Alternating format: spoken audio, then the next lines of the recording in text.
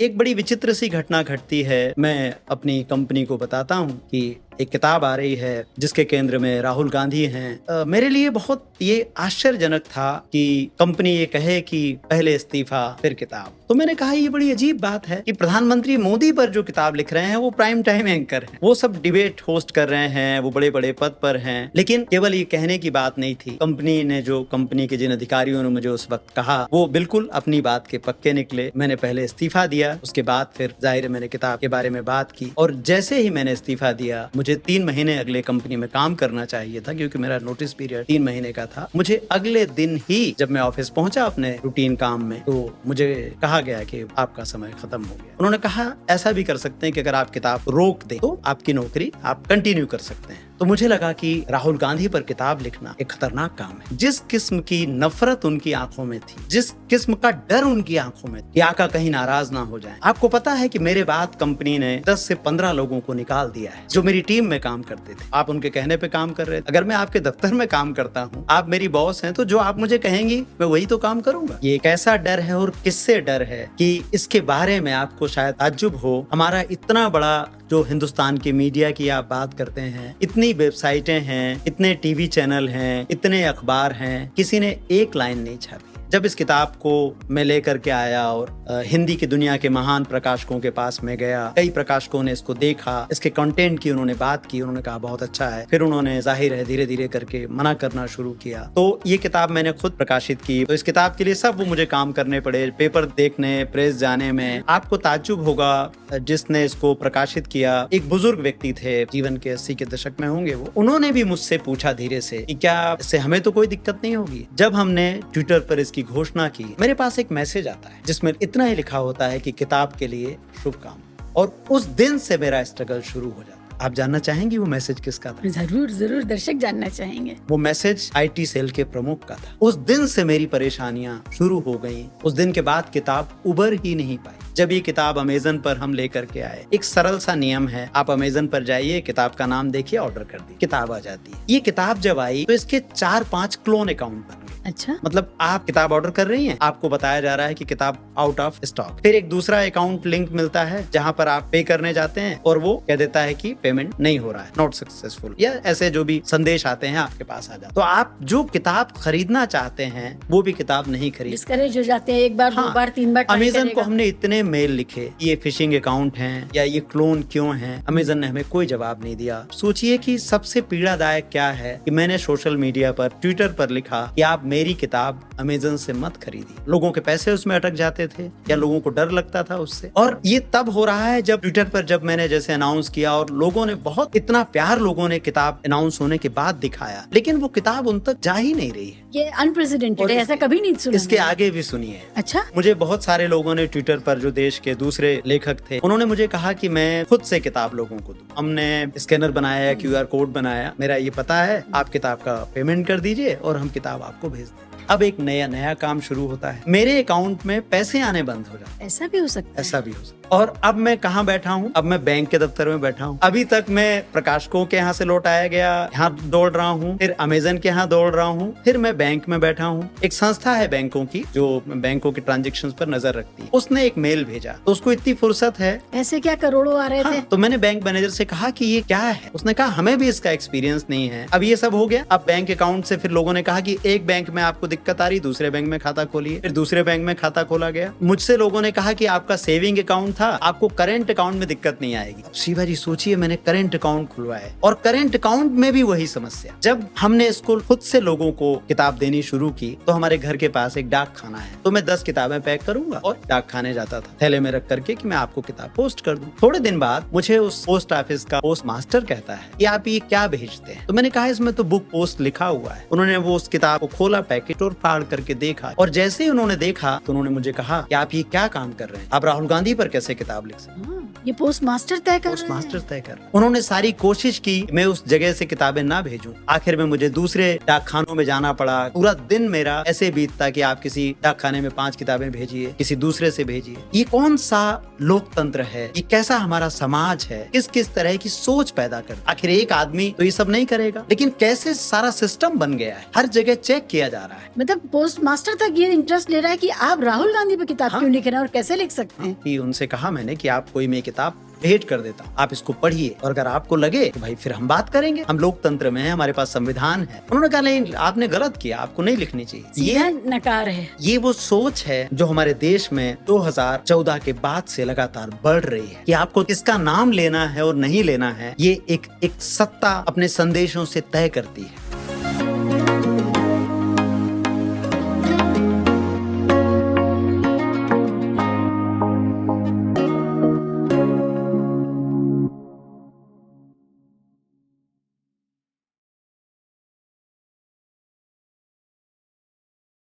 दयाशंकर जी, ये बताइए, जिस समय राजनीतिक व्यक्तित्वों पर बहुत सारी किताबें लिखी जा रही हैं और ख़ासकर जो प्रमुख राजनीतिक व्यक्तित्व हैं, ख़ासकर मोदी जी हुए और दूसरे लोग हुए, उन पर इतनी किताबें आ रही हैं और पत्रकार ही लिख रहे हैं।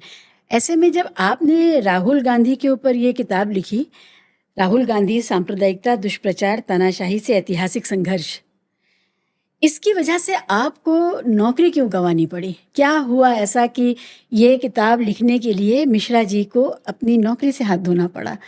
ऐसे समय में जब लगातार किताबें लिखी जा रही हैं, मोदी साहब पर किताबें लिखी गई, गोलवलकर पे किताबें हैं और दूसरे जो चरित्र हैं इतिहास के, जो राजनीति के, उन पर बड़ी किताबें आ रही हैं, तो क्या हो गया ये?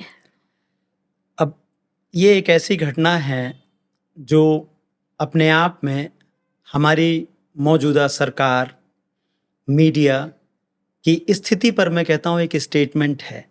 आपने बिल्कुल सही कहा कि मोदी जी आज प्रधानमंत्री नहीं बने हैं, 2014 से प्रधानमंत्री बने, हम 2025 में हैं। इस बीच में बहुत सी किताबें लिखी गई।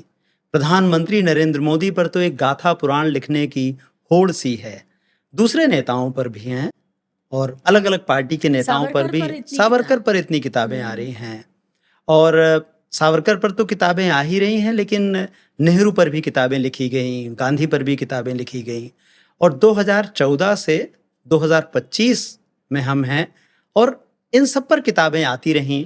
जो पत्रकार किताबें लिख रहे थे वो नौकरियों में बने हुए हैं, बल्कि नौकरियों पर रहते हुए वो किताबें लिख रहे हैं, अलग अलग कार्यक्रमों में जा रहे हैं, उन पर जलसे हो रहे हैं, महफिलें हो रही हैं। और एक बड़ी विचित्र सी घटना घटती है कि जब मैं अपनी कंपनी को बताता हूँ कि एक किताब आ रही है जिसके केंद्र में राहुल गांधी हैं, प्रधानमंत्री नरेंद्र मोदी का 2023 में ये किताब आई, तो आप मान लीजिए कि उनका 10 वर्ष का लगभग कार्यकाल है, उसके बारे में बातचीत है। तो मेरे लिए बहुत ये आश्चर्यजनक था कि कंपनी ये कहे कि पहले इस्तीफा फिर किताब। वाकई जी, सीधे कह दिया आपसे। बिल्कुल। तो मैं केवल इतना ही कह पाया जब मुझे कहा गया कि पहले तो मुझे भी थोड़ा इसको एब्जॉर्ब करने में वक्त लगा, 2-4 सेकंड, 5 सेकंड लगे। मैंने केवल इतना कहा कि इस कंपनी में प्रधानमंत्री नरेंद्र मोदी पर 2 किताबें लिखने वाले संपादक थे। तो ये तो लोकतंत्र के लिए कितनी खुशी की बात थी, खूबसूरती की बात है कि कंपनी के संपादक प्रधानमंत्री पर किताब लिख रहे हैं और दूसरा व्यक्ति जो है विपक्ष के सबसे बड़े नेता पर किताब लिख रहा है। तो उन्होंने कहा नहीं, राहुल गांधी पर किताब अगर आप लिख रहे हैं तो इससे जो आपकी निष्पक्षता है या जो हमारी विश्वसनीयता है वो प्रभावित होती है। तो मैंने कहा ये बड़ी अजीब बात है कि प्रधानमंत्री मोदी पर जो किताब लिख रहे हैं वो प्राइम टाइम एंकर हैं, वो सब डिबेट होस्ट कर रहे हैं, वो बड़े बड़े पद पर हैं, और मैं अगर राहुल गांधी पर लिख रहा हूं तो इससे क्रेडिबिलिटी, विश्वसनीयता कैसे, बल्कि इससे तो बढ़ेगी विश्वसनीयता। इससे तो लोकतांत्रिक विमर्श बनेगा। बिल्कुल। तो उन्होंने कहा कि नहीं, जैसी अंग्रेजी कॉरपोरेट की भाषा होती है उसी भाषा में मुझे उन्होंने कहा ये और सारा कुछ कि ऐसा है, इसको समझिए, इसको समझिए। किसको क्या समझें? उन्होंने केवल यही कहा कि इसको समझिए, इस पहलू को समझिए, उस पहलू को समझिए, हमारे बिजनेस इंटरेस्ट को समझिए। ओह! और जब मैंने उनसे ये कहा कि इसमें जो आप कह रहे हैं इसमें कोई बात तथ्यात्मक नहीं है, मुझे सीधे सीधे बताइए कि किताब क्यों नहीं आ सकती है। तो उन्होंने कहा किताब इसलिए नहीं आ सकती है क्योंकि आपने इसके लिए अनुमति नहीं ली। तो मैंने कहा कि क्या प्रधानमंत्री नरेंद्र मोदी पर लोग जो किताबें लिख रहे हैं कंपनी में, वो अनुमति लेकर लिख रहे हैं?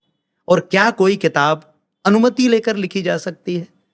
और अगर वो अनुमति लेकर लिखी जाए, अगर वो दिखाकर लिखी जाए, परमिशन लेकर लिखी जाए, तो वो कैसी किताब है? वो कैसा क्रिटिकल काम होगा जो परमिशन लेकर लिखा जाए?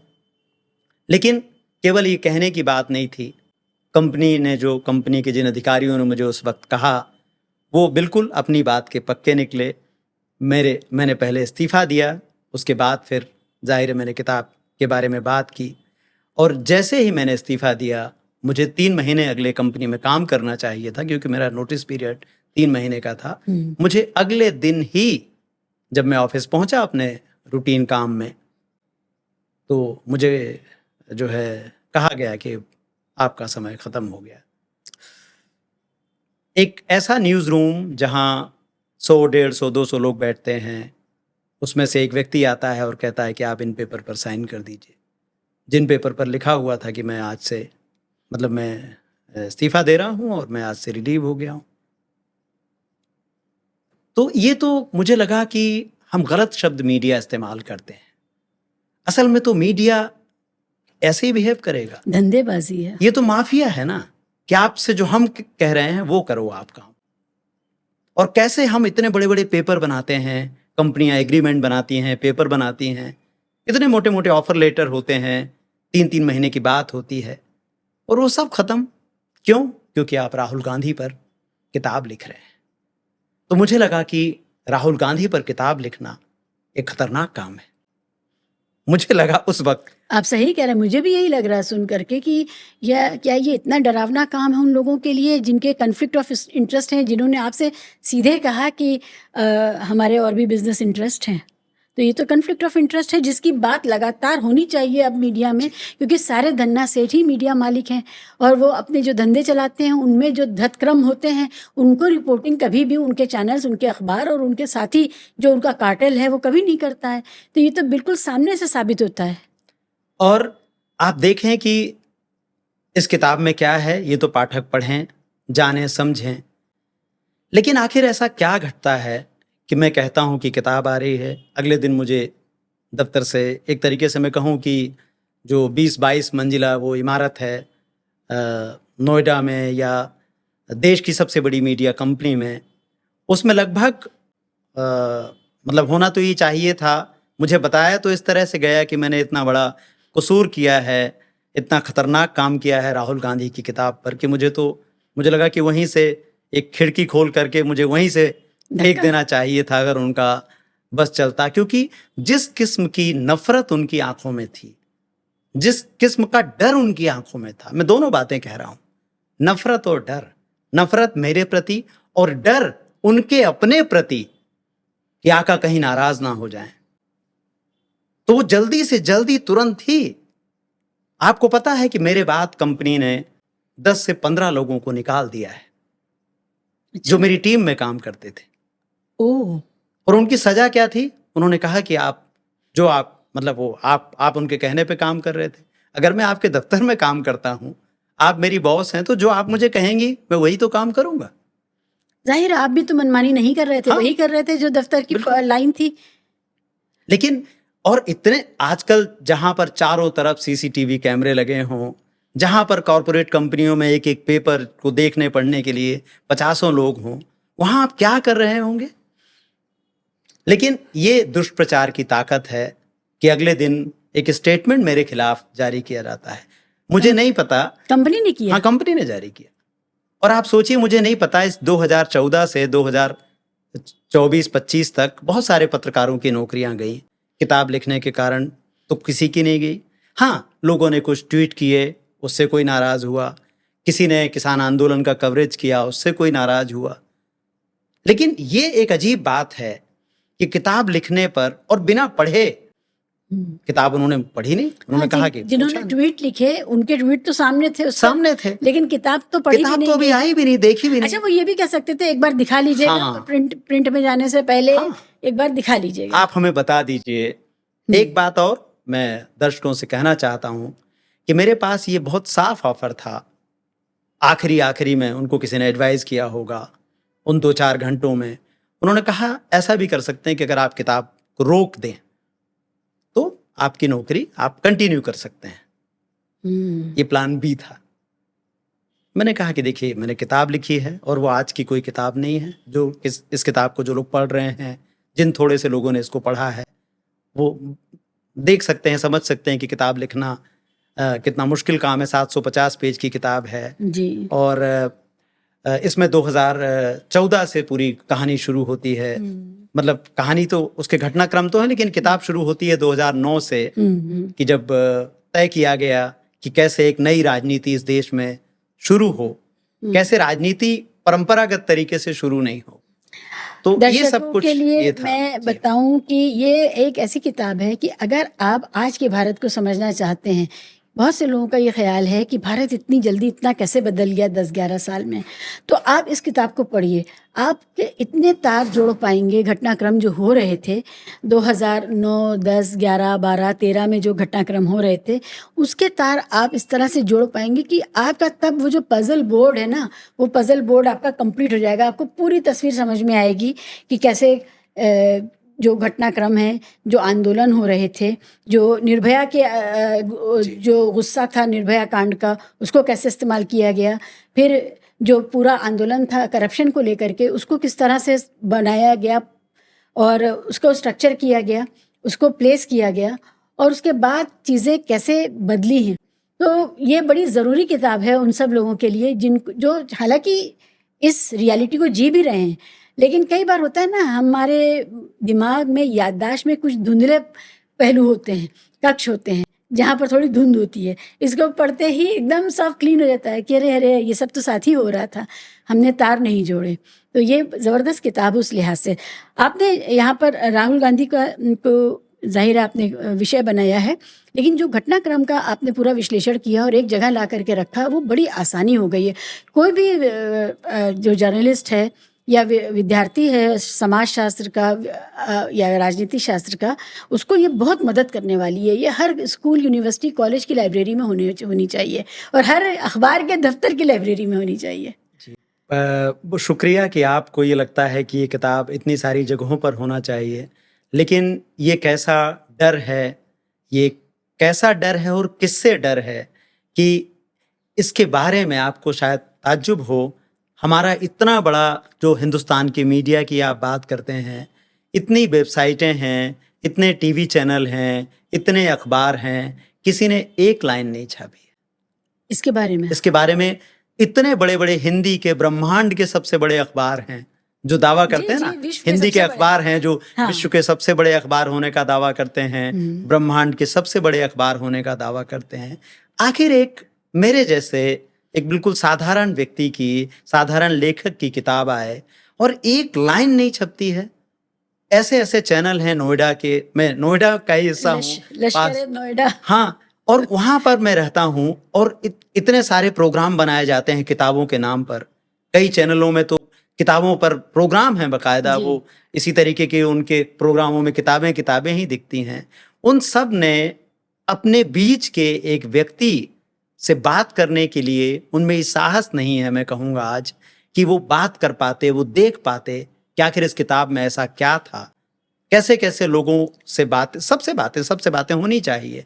अच्छी बात है, सब लेखक आए बात करें, लेकिन आखिर इसी किताब से दुश्मनी मीडिया की, नोएडा या नोएडा फिल्म सिटी को या देश के इतने मीडिया संस्थान हैं उनको क्यों हुई? हम अंग्रेजी के अखबार पढ़ते हैं, अंग्रेजी के अखबारों में हम देखते हैं हिंदी की किताबों की चर्चा होती है, दूसरी भाषाओं, भारतीय भाषाओं की किताबों की चर्चा होती है, लेकिन आखिर इस किताब में ऐसा क्या था जिसने अंग्रेजी अखबारों को इस पर बात करने से रोका? मुझे तो ये ताज्जुब है कि बिना पढ़े कैसे खतरनाक मान लिया इसको। बिना पढ़े खतरनाक मान लिया। और इतना ही नहीं, ये तो एक बात हुई। दूसरी बात जिस पर मतलब कोई बात ही नहीं करता, बड़ा दुखद है, जब इस किताब को मैं लेकर के आया और हिंदी की दुनिया के महान प्रकाशकों के पास में गया और मैंने उनको बताया, कई प्रकाशकों ने इसको देखा और इसके कंटेंट की उन्होंने बात की, उन्होंने कहा बहुत अच्छा है, और फिर उन्होंने जाहिर है धीरे धीरे करके मना करना शुरू किया। और एक लेखक उस समय सबसे ज़्यादा पीड़ा में होता है जब वो कोई काम कर रहा हो और 750 पेज का कोई डॉक्यूमेंट तैयार हुआ हो और उसको छापने से मना कर दे। फिर भी मैंने हिम्मत जुटाई और मैंने कहा कि मैं इसको प्रकाशित करूंगा। तो इसका प्रकाशक भी आप मैं खुद ही ही हूँ। हैं? जी, मैं खुद इसका प्रकाशक हूँ। अरे वाह। तो इसको कोई पब्लिकेशन हाउस ने, किसी ने इसको कह सकते हैं गोद लेने से, लोगों ने गोदी मीडिया के ज़माने में इस किताब के लिए कोई प्रकाशक नहीं मिला। तो ये किताब मैंने खुद प्रकाशित की। मैं प्रेस गया तो इस किताब के लिए सब वो मुझे काम करने पड़े, पेपर देखने, प्रेस जाने में, पता करने में। और प्रकाशकों तो की दुनिया अलग होती है, वो काम कैसे करते हैं। जब अकेला व्यक्ति बाजार में जाए और वो इतनी मोटी किताब की बात करे तो अलग तरीके से। खैर, मैं जिस प्रेस के पास गया, आपको ताज्जुब होगा, जिसने इसको प्रकाशित किया वो एक बुजुर्ग व्यक्ति थे जिनकी उम्र लगभग मान के चली कि 80s में, 80 के जीवन के 80 के दशक में होंगे वो। तो उन्होंने भी मुझसे पूछा धीरे से कि क्या इससे हमें तो कोई दिक्कत नहीं होगी। तो ये केवल और केवल कवर पेज पर क्या वो जो तस्वीरें हैं, क्या वो जो इंडेक्स है, वो प्रकाशक है, केवल उन्होंने इतना ही देखा कि क्या लिखा हुआ है। तो मैंने कहा कि आपने तो दुनिया देखी है, तो अगर अब कुछ तकलीफ आपको हो गई तो मैं ये तो नहीं कह सकता कि नहीं होगी, लेकिन मैं कोशिश करूंगा कि मेरी वजह से ना हो। ये तो एक शुरुआत हुई जब ये किताब अमेज़न पर हम लेकर के आए। शायद मैं जितना भी किताबों की दुनिया को देख रहा हूँ, आपने भी देखा होगा, एक सरल सा नियम है, आप अमेज़न पर जाइए, किताब का नाम देखिए, ऑर्डर कर दीजिए, किताब आ जाती है। ये किताब जब आई तो इसके 4-5 क्लोन अकाउंट बन गए। अच्छा, मतलब आप किताब ऑर्डर कर रही हैं, हाँ। आपको बताया जा रहा है कि किताब आउट ऑफ स्टॉक है। फिर एक दूसरा अकाउंट लिंक मिलता है जहां पर आप पे करने जाते हैं और वो कह देता है कि पेमेंट नहीं हो रहा है, नॉट सक्सेसफुल, या ऐसे जो भी संदेश आते हैं आपके पास आ जाते हैं। तो आप जो किताब खरीदना चाहते हैं वो भी किताब नहीं खरीद। डिस्करेज हो जाते हैं, एक बार, हाँ, 2 बार, 3 बार ट्राई अमेज़न को करेगा। हमने इतने मेल लिखे कि ये फिशिंग अकाउंट हैं या ये क्लोन क्यों हैं, अमेज़न ने हमें कोई जवाब नहीं दिया। वो जाहिर है अब, और ये सब करने के लिए कौन है? मैं अकेला हूँ, क्योंकि मैं किताब का लेखक भी हूँ, मैं प्रकाशक भी हूँ, मेरी ही वितरण किताब, भी आप ही कर रहे हैं। वितरक भी मैं ही हूँ। तो फिर आप सोचिए कि सबसे पीड़ादायक क्या है कि मैंने सोशल मीडिया पर, ट्विटर पर लिखा कि आप मेरी किताब अमेज़न से मत खरीदिए। ये कितनी तकलीफ की बात है कि ये किताब व्यक्ति छापे और वो लिखे कि आप मेरी किताब मत खरीदिए। क्यों? क्योंकि वो किताब जो है वो लोगों के पैसे उसमें अटक जाते थे या लोगों को डर लगता था उससे। आप सोचें, आप कितने किताबों पर प्रोग्राम करती हैं, हम आप सब आपको देखते हैं, आपके यहाँ इतने लेखक आते हैं, लेकिन ऐसा अनुभव मैंने किसी दूसरे का नहीं सच देखा में नहीं है। कि अमेज़न के आने के बाद क्लोन अकाउंट बन जाए। और ये तब हो रहा है जब ट्विटर पर, जब मैंने जैसे अनाउंस किया और लोगों ने बहुत, सच तो ये है कि इतना प्यार लोगों ने किताब अनाउंस होने के बाद दिखाया, लेकिन वो किताब उन तक जा ही नहीं रही है। हाँ, समझ गई। तो ये तो बहुत बड़ा हादसा है हमारे आज के दौर का कि एक लेखक, पत्रकार लिखे और उसके लिए उसकी नौकरी चली जाए, फिर उसके बाद प्रकाशक ना मिले, फिर उसके बाद वितरण ना मिले, और जो जिसको हम बड़े वैल्यू क्या कहना चाहिए कि वैल्यू न्यूट्रल नेटवर्क मानते हैं अमेज़ॉन को, वहाँ पर भी इसको सबोटाज किया गया। तो ये तो कमाल की बात हो गई है। ये अनप्रेसिडेंटेड है, ऐसा कभी नहीं सुना। इसके आगे भी सुनिए। अच्छा, अब ये हुआ, अब मुझे बहुत सारे लोगों ने ट्विटर पर, जो देश के दूसरे लेखक थे या जो ऐसे मान लीजिए कि लोकतांत्रिक विमर्श के लोग हैं, उन्होंने मुझे एक सुझाव दिया। ये सब ट्विटर पर चला। उन्होंने मुझे कहा कि मैं खुद से किताब लोगों को दूं। अब ये मेरे लिए चुनौती थी कि ये एक नया काम था कि मैं करूं, अब मेरे पास तो इसका कोई सिस्टम नहीं है। खैर हमने जो है तय किया कि चलो, हमने एक QR स्कैनर बनाया, QR कोड बनाया और वो ट्विटर पर हमने साझा किया कि भाई ये है, आप इस किताब को, मेरा ये पता है, आप किताब का पेमेंट कर दीजिए और हम किताब आपको भेज दें। इस पर लोगों ने खूब अच्छा मतलब रिस्पांस दिया मैं कहूँगा, और बहुत सारे ऐसे तमाम सोशल मीडिया के जो दोस्त थे उन्होंने अलग, जिन प्लेटफॉर्म पर मैं भी नहीं हूँ वहां पर उन्होंने जाके कहा। अब एक नया काम शुरू होता है। क्या? मेरे अकाउंट में पैसे आने बंद हो जाते हैं। ऐसा भी हो सकता ऐसा भी हो सकता है? हम तो लगता है डिजिटल बड़ा फूल प्रूफ है जी। और अब मैं कहाँ बैठा हूँ? अब मैं बैंक के दफ्तर में बैठा हूँ। अभी तक मैं प्रकाशकों के यहाँ से लौट आया गया, यहाँ दौड़ रहा हूँ, फिर अमेजन के यहाँ दौड़ रहा हूँ, और फिर मैं बैंक में बैठा हूँ। बैंक मैनेजर मुझे कह रहा है कि आपके खाते में जी ये कुछ जो ये पेमेंट आ रहे हैं उसको बैंक ने, एक संस्था है बैंकों की जो बैंकों के ट्रांजैक्शंस पर नजर रखती है, उसने एक मेल भेजा। तो उसको इतनी फुर्सत है। ऐसे क्या करोड़ों आ रहे थे? मैं आपको वो सब है, मैं आपको दे सकता हूँ, आप दर्शकों को दिखा दीजिएगा। तो आप सोचिए। तो मैंने बैंक मैनेजर से कहा कि ये क्या है? उसने कहा हमें भी इसका एक्सपीरियंस नहीं है, क्योंकि आप देखिए ना, जो सब्जी वाले होते हैं, जो दुकानदार है, सबके यहाँ पेमेंट वैसे ही होता है। और ये किताब तो जो है वो 749 रुपए की किताब है। तो आखिर कितने लोगों ने किताब ले ली होगी कि बैंक उन खातों की जांच कर रहा है? और सिंपल तरीका है, QR से स्कैन करके लोग मुझे भेज रहे थे। तो आखिर कौन इसको रोक रहा है? आखिर किसको इतनी फुर्सत? तो जिज्ञासा बहुत बढ़ गई कि इसका एक एक शब्द मैं ठीक से देखूं, समझूं, पढ़ूं कि ये कि किसको इतना डर है। और बैंक मैनेजर्स ने मुझे बुलाया, मैं गया। उन्होंने कहा कि आमतौर पर तब होता है जब कम से कम 2 करोड़ से ऊपर का कोई ट्रांजैक्शन अचानक से आ जाए। तो मैंने कहा कि तो आप जांच कर लीजिए, मेरे मतलब इतना आ जाता हो तो मैं काहे के लिए फिर जो है आपके चक्कर लगाऊं ना, फिर तो मैं आराम से रहूं, जो आ रहा है वो आ रहा है। और 2 करोड़ की किताब, हिंदुस्तान में कौन सा ऐसा राइटर हुआ है जिसकी 2 करोड़ की किताब हिंदी में? मैं कोई चेतन भगत तो नहीं हूं। प्लीज, गलत नाम लिया आपने। नहीं, चेतन भगत से मेरा मतलब है कि उनकी किताबें बिकती होंगी, लेकिन उनको तो ये सब उनकी किताबें तो सरकार बेचती है।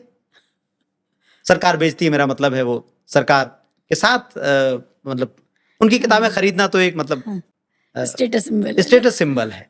लेकिन आप सोचें कि कैसे ये सब हो रहा है, और एक अकेला आदमी है वो इन सब चीजों से लड़ रहा है। मैं बार बार ट्विटर पर लिख रहा हूं, बार बार अमेजन पर लिख रहा हूं। अच्छा, और एक आखिरी बात जी। अब ये सब हो गया। अब बैंक अकाउंट से फिर लोगों ने कहा कि एक बैंक में आपको दिक्कत आ रही, दूसरे बैंक में खाता खोलिए। फिर दूसरे बैंक में खाता खोला गया। मुझसे लोगों ने कहा कि आपका सेविंग अकाउंट था, आपको करेंट अकाउंट में दिक्कत नहीं आएगी। आप शिवा जी सोचिए, मैंने करेंट अकाउंट खुलवाया और करेंट अकाउंट में भी वही समस्या। और ये सब करते करते क्या हुआ, जनता की रुचि किसी भी चीज में, हम जानते हैं भारत जैसे देश में एक मुद्दा कितनी देर ठहरता है। तो किताब के लिए जो लोगों में उत्सुकता थी उसको खत्म करने का काम किया गया। और जब हमने इसको खुद से लोगों को किताब देनी शुरू की तो हमारे घर के पास एक डाक खाना है, इसी सिलसिले की एक और कड़ी। तो उस डाक खाने में हम, जैसे आज मान लीजिए कि आपने किताब मुझे भेजा, अपना पता भेजा और पेमेंट किया, ऐसे आज 10 लोगों ने मुझे पेमेंट भेजा, तो मैं 10 किताबें पैक करूंगा और डाक खाने जाता था थैले में रख करके कि मैं आपको किताब पोस्ट कर दूं। थोड़े दिन बाद मुझे उस पोस्ट ऑफिस का पोस्ट मास्टर कहता है कि आप ये क्या भेजते हैं? तो मैंने कहा इसमें तो बुक पोस्ट लिखा हुआ है, लेकिन लोगों की तरफ से किताबें मंगवाई जा रही थी। तो किसी दिन मान लीजिए 20 किताबें, रोज तो आप नहीं जाएंगे, तो 3 दिन में आप 20 किताबें ले गए। तो एक दिन मैं नहीं मतलब जा पाया, तो मेरी वाइफ गई वो किताबें पोस्ट करने के लिए। तो वो जो पोस्ट मास्टर साहब हैं, उन्होंने उनके सामने वो किताब कहा कि ये आप लोग क्या भेजते रहते हैं। तो उन्होंने उनके सामने उन्होंने वो उस किताब को खोला, पैकेट, और फाड़ करके देखा कि क्या है। और जैसे ही उन्होंने देखा तो उन्होंने कहा कि मैं कल आपके हस्बैंड से बात करूंगा। और अगले दिन जब 2 दिन बाद मैं किताबें देने गया तो उन्होंने मुझे कहा कि आप ये क्या काम कर रहे हैं, आप राहुल गांधी पर कैसे किताब लिख सकते हैं? हाँ, ये पोस्ट मास्टर तय कर पोस्ट रहे मास्टर हैं। तय कर रहा है। उन्होंने सारी कोशिश की कि मैं उस जगह से किताबें ना भेजूं। आखिर में मुझे दूसरे डाकखानों में जाना पड़ा। पूरा दिन मेरा ऐसे बीतता कि आप किसी डाकखाने में 5 किताबें भेजिए, किसी दूसरे से भेजिए। ये कौन सा लोकतंत्र है? ये कैसा हमारा समाज है? किस किस जगह हमने किस किस तरह की सोच पैदा कर दी है? आखिर एक आदमी तो ये सब नहीं करेगा, लेकिन कैसे सारा सिस्टम बन गया है, हर जगह चेक किया जा रहा है। कमाल है। यानी किताब लिखना, उसके बाद नौकरी खोना तो एक बात है, उसके बाद की कहानी कितनी दिलचस्प है आपकी, बाप रे बाप। ये मतलब पोस्ट मास्टर तक ये इंटरेस्ट ले रहा है कि आप राहुल गांधी पे किताब हाँ। क्यों लिख रहे हैं और कैसे लिख सकते हैं। अब आप क्या करेंगे सोचिए। मैं उससे यही कहता हूं, मैंने उससे कहा कि उनसे कहा मैंने कि आप कोई मैं किताब भेंट कर देता हूं, आप इसको पढ़िए और अगर आपको लगे तो भाई फिर हम बात करेंगे। यही तो, हम नागरिक हैं ना, हाँ। हम लोकतंत्र में हैं, हमारे पास संविधान है, तो उसमें बहस होनी चाहिए ना। मैंने तो उसको भी बहस की इजाजत दी जिसकी कोई कायदे से तो उनकी जगह नहीं है उस बहस में, लेकिन मैंने कहा कि आप ये किताब मेरी तरफ से रखिए। हम्म। उन्होंने कहा नहीं, आपने गलत किया, आपको नहीं लिखनी चाहिए थी। सीधा नकार है। ये वो सोच है जो हमारे देश में 2014 के बाद से लगातार बढ़ रही है कि आपको किसका नाम लेना है और नहीं लेना है, ये एक सत्ता अपने संदेशों से तय करती है। अगर वो नहीं करती तो मान लीजिए मेरी विरोधी एक कंपनी हो सकती थी, लेकिन मेरे विरोधी अमेजन पर वो अकाउंट हो सकते थे, मुझे उस सब की भी पीड़ा नहीं है। लेकिन जब वो पोस्ट मास्टर कहता है कि आप कोई किताब नहीं लिखनी चाहिए और वो सारी कोशिश करता है कि मैं वहां से किताबें ना भेजूं, वो सारे अड़ंगे लगाता है। आप सोचिए, मैं एक सामान्य व्यक्ति, मैं एक लेखक, मेरी नौकरी किताब पर कुर्बान हुई, मुझे कोई दिक्कत नहीं है, लेकिन वो किताब मैं पाठकों तक नहीं ले जा पा रहा हूं। क्यों? क्योंकि कवर पेज पर राहुल गांधी है।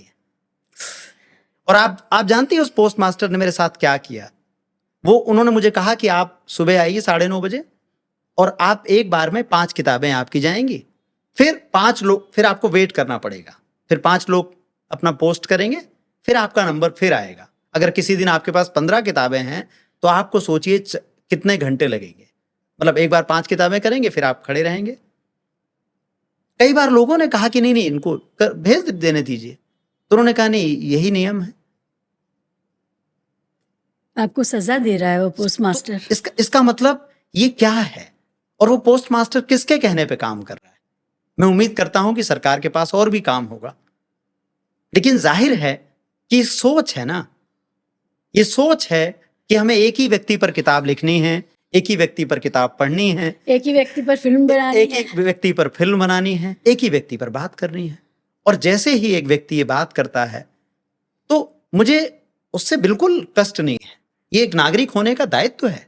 ये देश केवल किसी एक पार्टी का नहीं है, किसी व्यक्ति का नहीं है।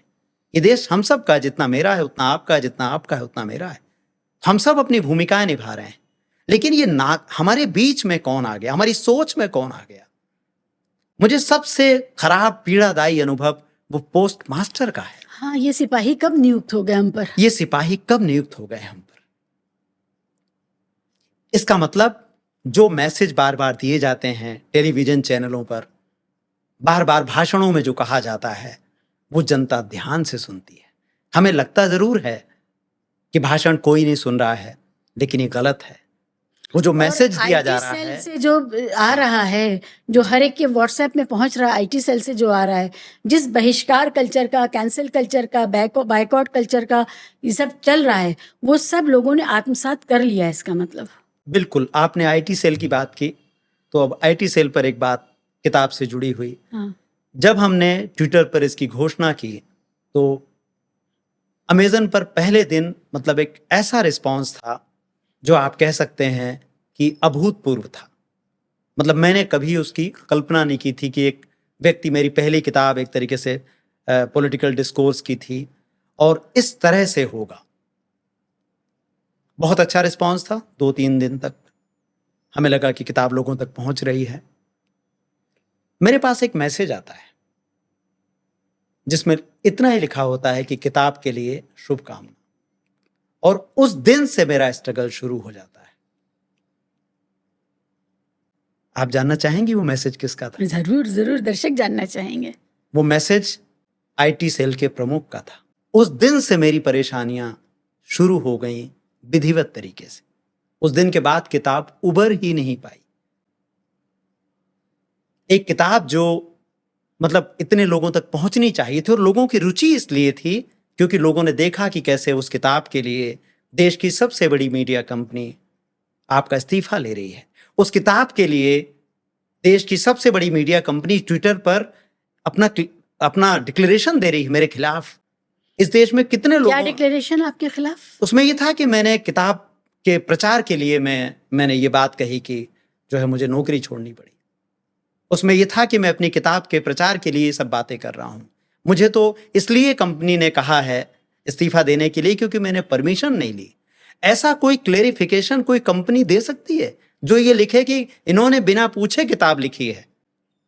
आप बताएं ये कैसा नया भारत है जहां देश की इतनी बड़ी मीडिया कंपनी कह रही है कि पूछ के इनने, दयाशंकर ने पूछ के किताब नहीं लिखी, इसलिए हमने इनको मतलब जाने के लिए कहा है। यानी देश सच में बदला है। देश बदला है क्योंकि 2014 से कितनी किताबें आई, कितने पत्रकारों को नौकरियों से जाना पड़ा। वो बहुत बड़े बड़े सब लोग हैं, लेकिन किसी के खिलाफ कंपनी ने ये नहीं कहा कि इन्होंने हमसे पूछ के कार्यक्रम नहीं बनाया था, इन्होंने हमसे पूछ के नहीं किया था। तो ये किस किस्म की सोच है?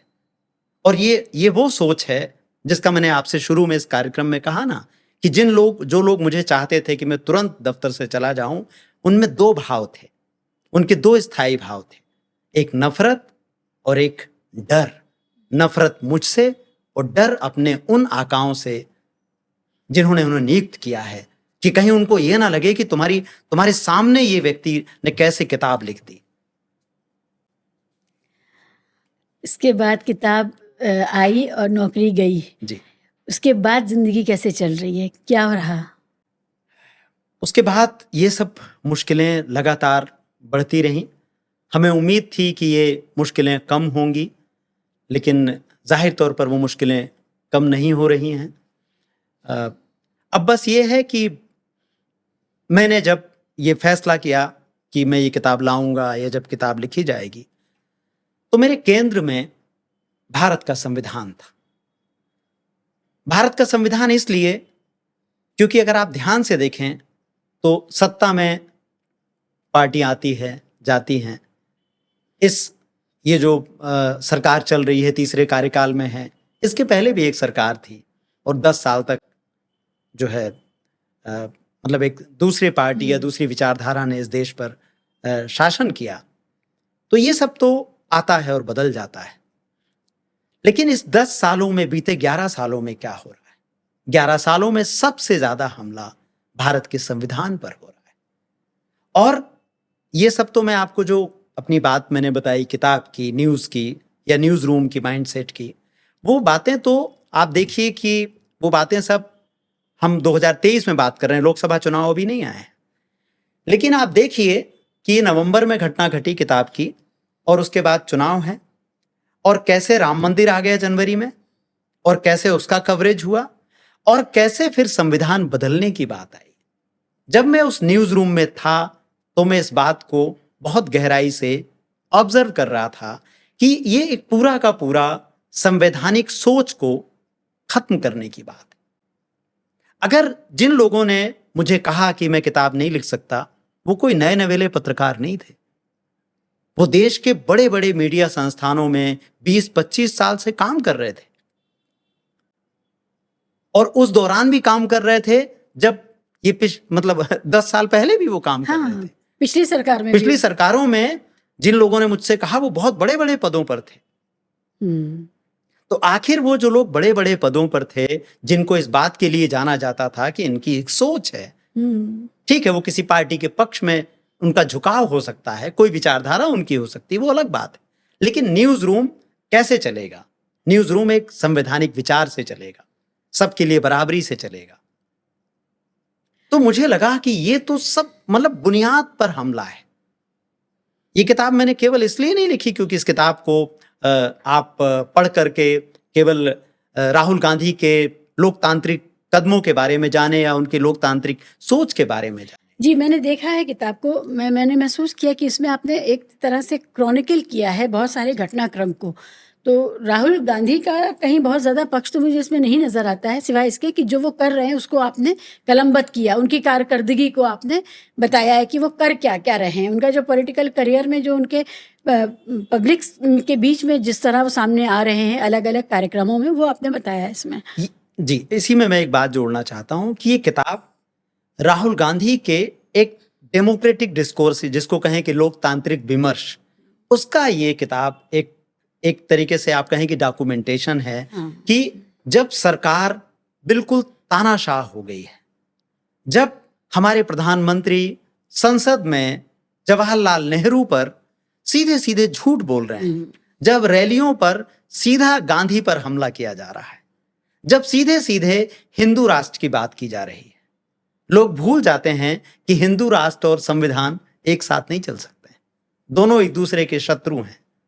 संविधान और हिंदू राष्ट्र दोनों बिल्कुल अलग अलग बातें हैं। तो जब राहुल गांधी ये कहते हैं कि मनुस्मृति नहीं चाहिए, तो जब सरकार से सवाल पूछते हैं कि आप मनुस्मृति के साथ हैं कि संविधान के साथ हैं, तो ये राहुल गांधी का एक डिस्कोर्स है। राहुल गांधी जब सीधे सीधे खुले शब्दों में आरएसएस की आलोचना करते हैं, तो ये बताता है कि हमारे नेता प्रतिपक्ष के पास एक सोच है, एक सपना है कि देश कैसा होना चाहिए। आपको आपके अंदर इसको लिखने का भाव या ये इस किताब का बीज आपके मन में कब पड़ा? कब आपको लगा कि ये मैं इसको कलमबद्ध करूंगा? ये और थोड़ा पीछे अगर हम जाएं तो जब अन्ना आंदोलन की शुरुआत हो रही थी, और ये मुझे लगता है कि जब यूपीए 2 जब चल रहा है और बीजेपी, आरएसएस और दूसरी जो शक्तियां हैं, उनको इससे भी बड़ा धक्का पहुंचा। जब दूसरी बार कांग्रेस गठबंधन की सरकार 2009 में आई, तो उनको इसकी उम्मीद नहीं थी। उनको लग रहा था कि वो शायद पावर में आएंगे, सत्ता में आएंगे।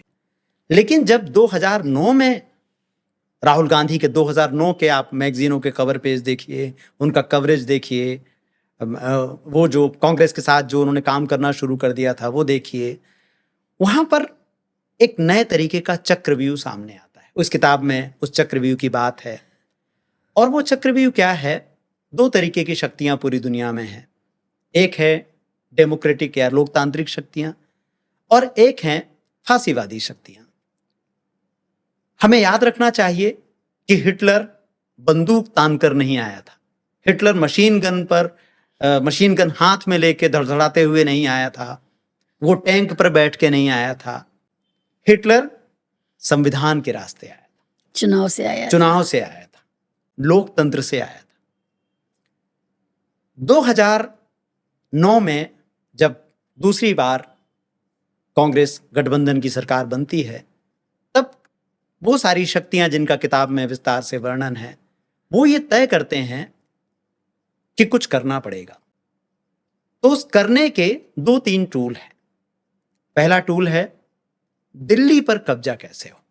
यहां दिल्ली से मेरा मतलब दिल्ली राजधानी से, केंद्र सरकार से है? नहीं, केंद्र सरकार से नहीं, दिल्ली राज्य से है। ओके, राज्य दिल्ली। क्योंकि आप देखें दिल्ली में किसकी सरकार है, उसका मैसेज सब जगह जाता है। दिल्ली में जो भी व्यक्ति काम कर रहा है, दिल्ली का जो मुख्यमंत्री बनता है, उसको सब जानते हैं। आप किसी भी राज्य में जाइए तो बहुत सारे लोग ऐसे भी मिल जाएंगे जो उस राज्य के मुख्यमंत्री को ना जानते हो, लेकिन वो दिल्ली को जरूर जानते हैं, क्योंकि दिल्ली नागरिक आते जाते हैं। टेलीविजन पर 90% दिल्ली का मुख्यमंत्री या उनकी खबरें होती हैं। तो पहली रणनीति ये बनती है कि आखिर 15 साल हो गए शीला दीक्षित जी को, अब कैसे इनको यहाँ से हटाया जाए, जो काम बीजेपी नहीं कर पा रही थी। लगातार 3 बार 3 कार्यकाल हो चुके थे। तो पहली रणनीति बनती है कि शीला दीक्षित को हटाना और दिल्ली पर कब्जा करना। बीजेपी ये बहुत अच्छे से महसूस कर चुकी थी कि ये उससे नहीं हो पा रहा है। सारे नेता तो उस वक्त के थे और सारे थिंक टैंक में सारे लोग थे, सबकी रणनीतियां थी। वही आरएसएस था जिसके बारे में बातें आती हैं कि वो चुनाव पलट देता है और क्या कर देता है और सब कुछ कर रहा था, लेकिन वो तीन बार से कार्यकाल शीला जी के नहीं हो पा रहा था। तो वहां पर एक रणनीति बनी और इस किताब में विस्तार से आप पढ़ सकते हैं कि एक ऐसा चेहरा ढूंढ के लाए कोई जो सीधे सीधे दिखता ना हो, राजनीति का चेहरा ना हो। और ये बड़ी विडंबना है गांधी के देश में कि गांधी को हराने वाली शक्तियां भी गांधी का ही वेश बदल कर आती हैं। गांधी के देश में गांधी की विचारधारा को हराने के लिए भी गांधी के कपड़े पहन के ही आदमी आएगा। तो गांधी के कपड़े पहन के एक आदमी को खोजा जाता है जो गांधी के कपड़े पहनता हो। एक आदमी को खोजा जाता है जिसमें गांधी तो नहीं है लेकिन गांधी का अभिनय है। जैसे फिल्मों में नहीं होता है कि एक गांधी का कोई किरदार जो निभाता है वो तो गांधी जैसा दिखता है, गांधी नहीं है, गांधी की आत्मा नहीं है, गांधी का विचार नहीं है, वो अभिनेता है। तो एक अभिनेता खोजा जाता है और वो अभिनेता खोजने का काम सब लोग मिलकर करते हैं, बहुत सारे लोग मिलकर करते हैं और उस अभिनेता की खोज की जाती है महाराष्ट्र से। आप समझ सकते हैं अन्ना हजारे को खोजा जाता है और ये जो मीडिया है वो क्या हेडलाइन बनाता है। मैं बहुत सारे लोगों से असहमत हूं, लोग कहते हैं कि मीडिया 2014 के बाद बदला। नहीं, लेकिन मीडिया असल में यूपीए 2 के बाद ही धीरे धीरे बदला जाने लगा था और उसके बहुत दूसरे कारण थे और वो खैर एक लंबी चर्चा है। लेकिन अभी मैं इतना ही कहूंगा कि राहुल गांधी जब उड़ीसा जाते हैं, अभी संयोग से मैं उड़ीसा से ही आ रहा हूं, तो राहुल गांधी जब उड़ीसा जाते हैं और वहां नियमगिरी की पहाड़ियों में जाते हैं और वहां से घोषणा करते हैं, याद रखिएगा तब केंद्र में कांग्रेस की सरकार है और राहुल गांधी अपनी सरकार के खिलाफ वहां जाके बात कर रहे हैं एक तरीके से, और वो कह रहे हैं कि इन पहाड़ियों की और इन आदिवासियों की मैं रक्षा करूंगा, मैं दिल्ली में आपका रक्षक हूं। तो वो एक घोषणा ऐसी थी जो एक नवीन घोषणा थी। ऐसी कोई घोषणा कभी किसी ने नहीं की है, उस व्यक्ति ने नहीं भी की है जो जनता का प्रथम सेवक जो अपने आप को कहता है। ऐसी कोई घोषणा नहीं थी क्योंकि वो घोषणा सीधे सीधे पूंजीपतियों के विरुद्ध थी, कॉर्पोरेट इंटरेस्ट के खिलाफ थी। राहुल गांधी की उस घोषणा ने पूंजीपतियों को, जैसे मैं कहूंगा कि दहला दिया, और वो पूंजीपति जो उससे दहले हुए थे वो मिलते हैं इस एक नए गठबंधन के साथ जो किताब में विस्तार से है कि कैसे विवेकानंद फाउंडेशन है और विवेकानंद फाउंडेशन में कौन कौन लोग आते हैं और जरा सोचिए, जरा देखिए कि वो लोग कहां कहां हैं आज। और एक नैरेटिव बनता है कि 35 रुपए का पेट्रोल होगा। एक व्यक्ति जो अपने आप को बाबा कहता है वो भारत के सबसे अमीर लोगों में है। ये इस देश की विडंबना है कि बाबा जो है वो पूंजीपति हैं और जो बेचारे छोटे छोटे अपना काम करते थे उनके बाबा बनने के दिन आ गए हैं, मतलब उनके पास अब कुछ नहीं बचा है। सबसे अच्छा इस वक्त हिंदुस्तान का सबसे अच्छा अगर कोई व्यापार है तो वो बाबा बन जाना है। कम से कम धीरेन्द्र शास्त्री को मिल रही सफलता और ये बाबागिरी सबसे बड़ा स्टार्टअप है कि कोई सवाल भी नहीं है, जो मन चाहे आप बोलिए। और सरकार को, ये सारे लोग सरकार के रक्षा कवच हैं। मैं कहता हूं धीरेन्द्र शास्त्री जैसे लोग रक्षा कवच हैं। इन्होंने कुंभ में सरकार की मदद की, कितनी बड़ी त्रासदी में मदद की। कुंभ में ये लोग नहीं बता पाए कि त्रासदी होने वाली है, मत जाओ या सुरक्षा के कोई इंतजामात कर लो। वो तो ये पहलगाम नहीं बता पाए कि पहलगाम मत जाओ या पहलगाम में सुरक्षा की कमी है। इनके पास कोई दिव्य दृष्टि नहीं है। कुछ वो तो सवाल ही नहीं उठता कि ऐसी कोई दृष्टि, ये तो सब झूठ है। लेकिन कवच क्या है, जब इतनी बड़ी जनता को आप ये कह देते हैं जिसके इतने सारे मानने वाले लोग हैं, और हिंदुस्तान जैसे देश में जहां ज्यादातर लोग विचार नहीं करते हैं, केवल फॉलो करते हैं। भारत की जनता फॉलोवर की जनता है। यहाँ मतलब एक तरीके की जो आप कह दें उसको सुनने का भी वक्त नहीं, सुन ही लेते हैं लोग, विचार नहीं करते हैं। तो वो सारे लोग विचार करते हैं और सरकार कुंभ में भगदड़ों से बरी हो जाती है। और आपको ये बात थोड़ी अजीब लगेगी, लेकिन धीरेन्द्र शास्त्री का एहसान उतारने के लिए आगे चल करके हमने देखा प्रधानमंत्री नरेंद्र मोदी छतरपुर में उनके आश्रम जाते हैं और प्रधानमंत्री उनको छोटा भाई बताते हैं। एक व्यक्ति जो रोज आए दिन मुसलमानों को गाली देता है, एक व्यक्ति जो संविधान को गाली देता है, उसको अपना छोटा भाई बताते हैं।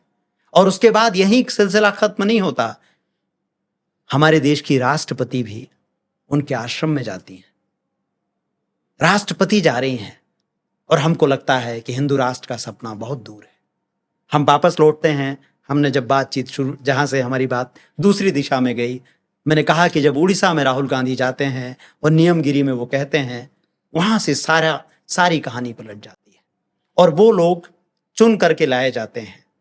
कैसे? विवेकानंद फाउंडेशन बनता है। विवेकानंद फाउंडेशन बाबा रामदेव को, किरण बेदी को, अरविंद केजरीवाल को, अन्ना हजारे को और तमाम 7, 8, 10, 20 लोग इकट्ठे होते हैं। आज के सबसे कथित कवि, लोकप्रिय कवि, उनकी कविताएं, तुकबंदियां सब मिल जाते हैं और ध्यान रखा जाता है कि इनमें से कोई भी व्यक्ति ऐसा ना हो जो राजनीतिक हो। तो गांधी का रास्ता चुना, गांधी को बदनाम करने के लिए या गांधी की विरासत को एक तरीके से मैं कहूं हड़पना। गांधी की विरासत क्या थी? गांधी की विरासत सच्चाई है, गांधी की विरासत संविधान है, स्वराज है, स्वराज है। इस वक्त अगर कोई एक आदमी इस पूरे ट्रैप में नहीं था तो मैं बहुत आदर के साथ नाम लेता हूं पी साईनाथ साहब का। पी साईनाथ वही हैं जिन्होंने भारत सरकार का कोई भी, और ये समझना चाहिए लोगों को, उस वक्त ये सरकार नहीं थी, उन्होंने कांग्रेस सरकार में नागरिक सम्मान जो होते हैं, पद्मश्री लेने से मना किया था या नागरिक सम्मान लेने से मना किया था। उन्होंने कहा था कि पत्रकार का काम सरकार के पुरस्कार लेना नहीं है। पी साईनाथ इकलौते व्यक्ति थे जिन्होंने उस वक्त लेख लिखे और बताया कि अन्ना हजारे, अरविंद केजरीवाल की जो राजनीति है ये बिल्कुल भी लोकतांत्रिक नहीं है, ये तानाशाही की तरफ ले जाती है। तो मैं चूंकि उस वक्त तक पी साईनाथ साहब के मुझे उनसे बातचीत करने का मौका मिला था, मुझे उनके इंटरव्यू करने का मौका मिला था, तो मैं देख रहा था कि ये पॉपुलर डोमेन है सब तरफ। उस वक्त तो सब एक नशे में थे, टेलीविजन, अखबार, और ये नशे में कुछ इसलिए भी थे क्योंकि जैसा मैंने बताया वो सारे पूंजीपति सपोर्ट कर रहे थे, इसलिए हेडलाइन बन रहे थे। मुझे याद है कि टाइम्स ऑफ इंडिया और इंडियन एक्सप्रेस, इनकी हेडलाइन थी कि आज अन्ना आज यहाँ हैं, अन्ना कल, अन्ना को अन्ना लिख रहा है, कोई गांधी लिख रहा है, आज यहाँ जा रहे हैं, आज कोई मॉडर्न गांधी कह रहा है, आज वो रोए, आज उनकी आंखों में आंसू आए, आज उन्होंने भ्रष्टाचार पर ये कहा। रामदेव का पेट्रोल से कोई लेना देना नहीं है, लेकिन सारे देश में अखबार जब ये छाप रहे थे कि 35 रुपए लीटर पेट्रोल मिलेगा तो कोई विचार नहीं कर रहा था।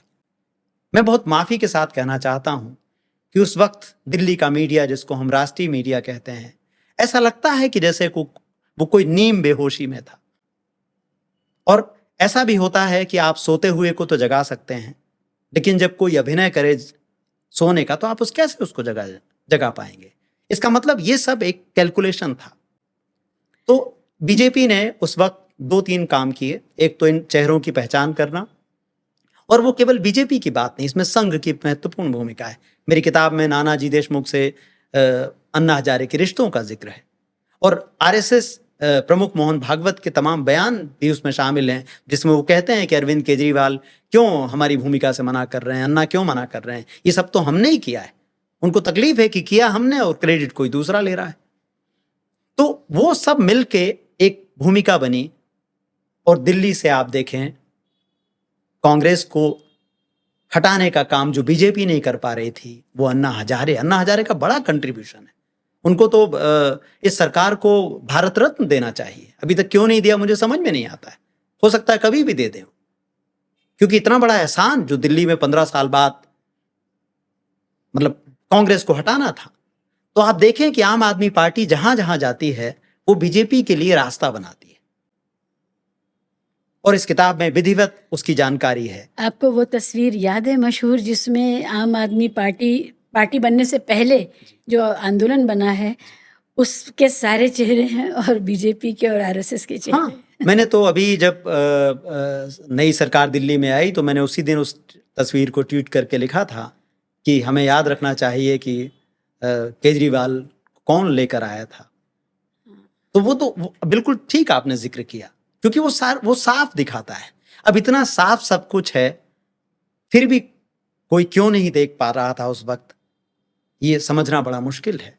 तो ये कुछ तैयारी, ये चक्रव्यूह रचा गया जो आप सोचिए, विनोद राय कैद थे, कितने जीरो, मतलब ऐसा लगता था घर से जीरो लिख करके लाते हैं। हाँ।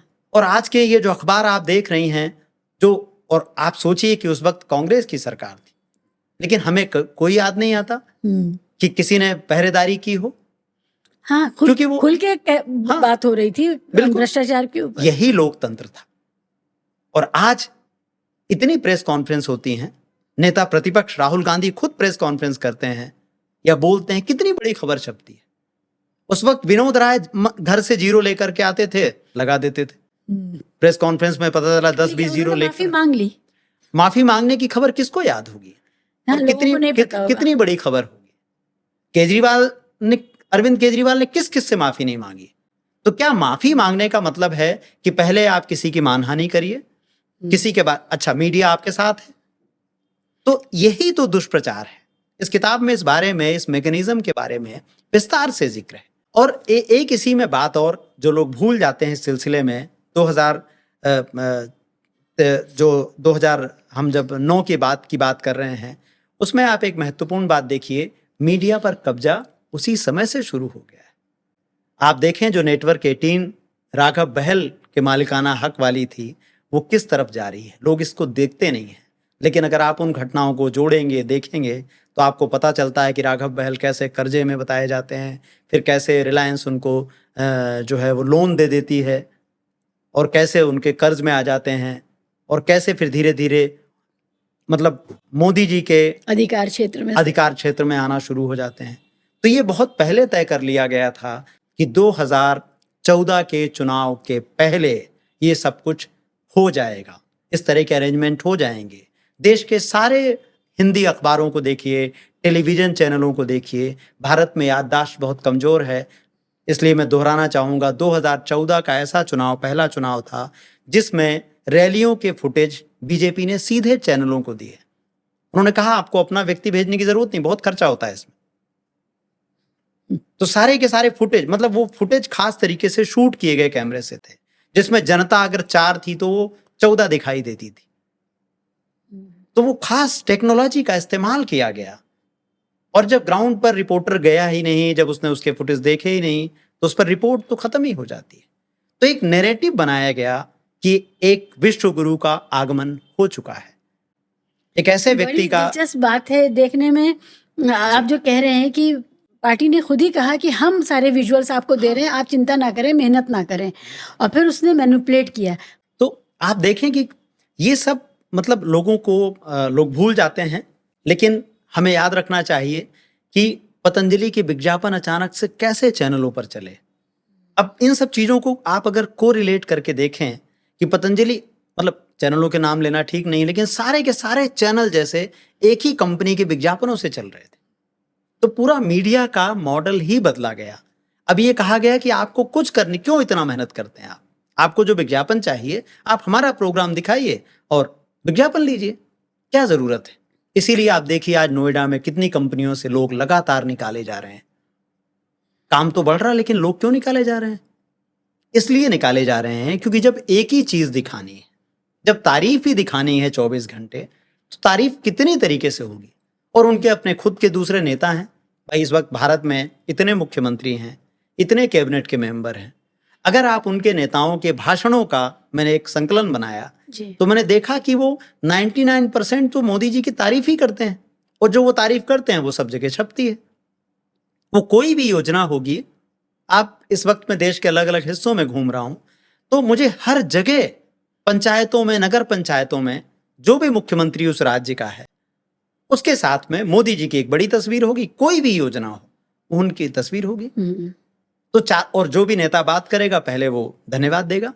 तो जब सारा कवरेज अंततः दिन के आखिरी दिन जब न्यूज रूम में आता है और उसमें तारीफ ही तारीफ है, और सारे फुटेज खुद से ट्विटर से ही चल के आ जाएंगे। और एक देश की बड़ी मशहूर समाचार एजेंसी इस वक्त आप देख रहे हैं कैसे यूट्यूबर को स्ट्राइक, कॉपीराइट के स्ट्राइक भेज रही है। उसका काम ही यूट्यूब चैनलों को बंद कराने का हो गया है। और उसी को वो सारा कवरेज आपने देखा, ऑपरेशन सिंदूर के बाद जो डेलीगेशन भेजा गया, सब जगह कोई नहीं है तीसरा आदमी। एक वो नेताजी हैं और दूसरा जो है उस कंपनी का, उस समाचार एजेंसी का रिपोर्टर है। सूचना की टोटल मोनोपोली हो गई है। मोनोपोली हो गई। तो खैर हम बातचीत कर रहे थे कि कैसे किताब का सिलसिला शुरू हुआ। तो ये सारी चीज़ें जब एक साथ आ रही थी, मैं देख रहा था कि कैसे ये काम चल रहा है। और मेरी शुरुआत अखबारों से हुई, मैंने लंबा वक्त वहाँ काम किया। तो मैंने एक तरीके से डॉक्यूमेंट करना या एक डायरी बनाने का सिलसिला जो एक रिपोर्टर या एक पत्रकार करते हैं प्रिंट में ख़ास तौर पर, तो वो चीज़ें मैं उनको सिलसिलेवार तरीके से रखता गया। और मैंने ये देखा कि कैसे सांप्रदायिकता धीरे धीरे जैसे आप गांव में हम सब देखते हैं ना कि जैसे भट्टी में आग धीरे धीरे आग जोर पकड़ती है, तो कैसे आप धीरे धीरे उसकी सूखी लकड़ियां उसमें डालते जाते हैं। आपको याद होगा इस किताब में है कि जब सबरीमाला का सारा विवाद चल रहा था तो बहुत लोग नोटिस नहीं करते हैं। मैंने देखा कि उस वक्त हमारे देश के एक बड़े नेता जो ये कह रहे हैं, इतने बड़े पद पर थे और वो ये कह रहे थे कि सुप्रीम कोर्ट को ऐसे फैसले नहीं देने चाहिए जिनको लागू ना किए जा सके। अब लोग कहते हैं कि आप तो हिंदू राष्ट्र की बात करते हैं, वो कैसे होगा? अरे संविधान को सीधे सीधे, सुप्रीम कोर्ट को सीधे सीधे आप धमकी दे रहे हैं। अभी हमने देखा कि कैसे एक बीजेपी के बड़े नेता ने सीधे कहा, चीफ जस्टिस ऑफ इंडिया को उन्होंने कहा कि आपके फैसलों से गृह युद्ध हो सकता है। और आप, कितनी हैरत की बात है कि सुप्रीम कोर्ट को इसमें कुछ भी गलत नहीं लगता है। लेकिन यहाँ पर आप देखिए कि अशोका यूनिवर्सिटी के एक प्रोफेसर एक टिप्पणी कर देते हैं, एक मामूली टिप्पणी, एक साधारण टिप्पणी, और उस टिप्पणी के बाद उनको सुप्रीम कोर्ट ये कह रहा है कि आप अपनी भाषा का ध्यान रखिए। तारीफ ही कर रहे थे वो तो। हाँ? आर्मी की। हाँ, प्रोफेसर अली की बात आप कर रहे हैं जी। लेकिन उसमें 2 शब्द लिखे उन्होंने, एक बुलडोजर और एक मॉब लिंचिंग जी। और जिसने, मजेदार बात यह है कि जिसने शिकायत की उन्होंने भी नहीं पढ़ा है पूरा कि क्या है, बस 2 ही शब्द पढ़े हैं और उनका मुसलमान होना काफी। तो ये सब जब चल रहा है, ये सब तो आज के घटनाक्रम हो गए, लेकिन पुरानी वो तमाम घटनाएं एक एक करके किताब में जो हैं वो हैं। और वहां राहुल गांधी मौजूद है। ये किताब राहुल गांधी की कोई जीवनी नहीं है, ये मैं बहुत साफ कहना चाहता हूं। इस किताब में ये नहीं लिखा है कि राहुल गांधी का जन्म कहाँ हुआ। ज्यादातर किताबों में आपको ये सब मिल जाता है। राहुल गांधी का लोकतांत्रिक विमर्श है। ये किताब बताती है कि एक नेता अपने देश के लिए क्या कर सकता है। ये किताब बताती है कि विचारधारा का होना एक पार्टी के लिए, एक नेता के लिए, सेकुलरिज्म का होना कितना जरूरी है। एक सवाल है जी, आप चाहें तो मना भी कर सकते, क्या आप कांग्रेस समर्थक हैं? बिल्कुल नहीं। नहीं, बिल्कुल नहीं। तो राहुल गांधी पर आप किताब लिखते हैं। मैं पत्रकार हूं पेशे से, और पत्रकार का काम पॉलिटिकल पार्टीज पर नजर रखना है, उनके नेताओं पर नजर। तो राहुल गांधी का व्यक्तित्व कब आपके जहन में ये इस तरह चमका कि आपको लगा कि ये मुख्तलिफ हैं, अलग हैं, ये कुछ और कह रहे हैं? क्योंकि कांग्रेस के सभी नेताओं को हम देख रहे हैं, सुन रहे हैं, पढ़ रहे हैं, तो वहाँ तो हमें कुछ नहीं नज़र आता है। वो तो बहुत अपोलोजेटिक गैंग है लोगों का, वो हमेशा प्रतिक्रियावादी हैं। लेकिन राहुल गांधी का जो डिस्कोर्स है उसमें उन्होंने जो फ्रंट फुट पे आकर के बहुत चीज़ों पे सवाल उठाया है। जो आपने जो नोटिस किया वो सही नोटिस किया, मैं उस पर सवाल नहीं कर रही हूँ, लेकिन ये कब आपको लगा कि ये डिफरेंट है मामला? देखिए, मुझे लगता है किसी व्यक्ति को बहुत गंभीरता से उस वक्त सुनना चाहिए जब वो सत्ता में हो। विपक्ष में तो सुनना ही चाहिए, लेकिन जब उसकी पार्टी सत्ता में हो। राहुल गांधी का एक भाषण है जब कांग्रेस सत्ता में है और जयपुर में अधिवेशन हो रहा है, और राहुल गांधी अपनी पार्टी की आलोचना कर रहे हैं। उनका बहुत फेमस भाषण है जहां वो अपनी पार्टी की गलतियों की बात कर रहे हैं। आप मुझे बताइए कि इस वक्त जो दुनिया की, विश्व की सबसे बड़ी पार्टी है, उसके किस नेता को आपने अपने सबसे बड़े मंच पर अपनी आलोचना करते हुए देखा? तो मुझे लगा कि नहीं, राहुल गांधी कुछ अलग बात कह रहे हैं। दूसरा, राहुल गांधी के सारे भाषणों को इकट्ठा कीजिए और मुझे बताइए कि उसमें क्या ऐसी बात है जो नहीं कही जानी चाहिए।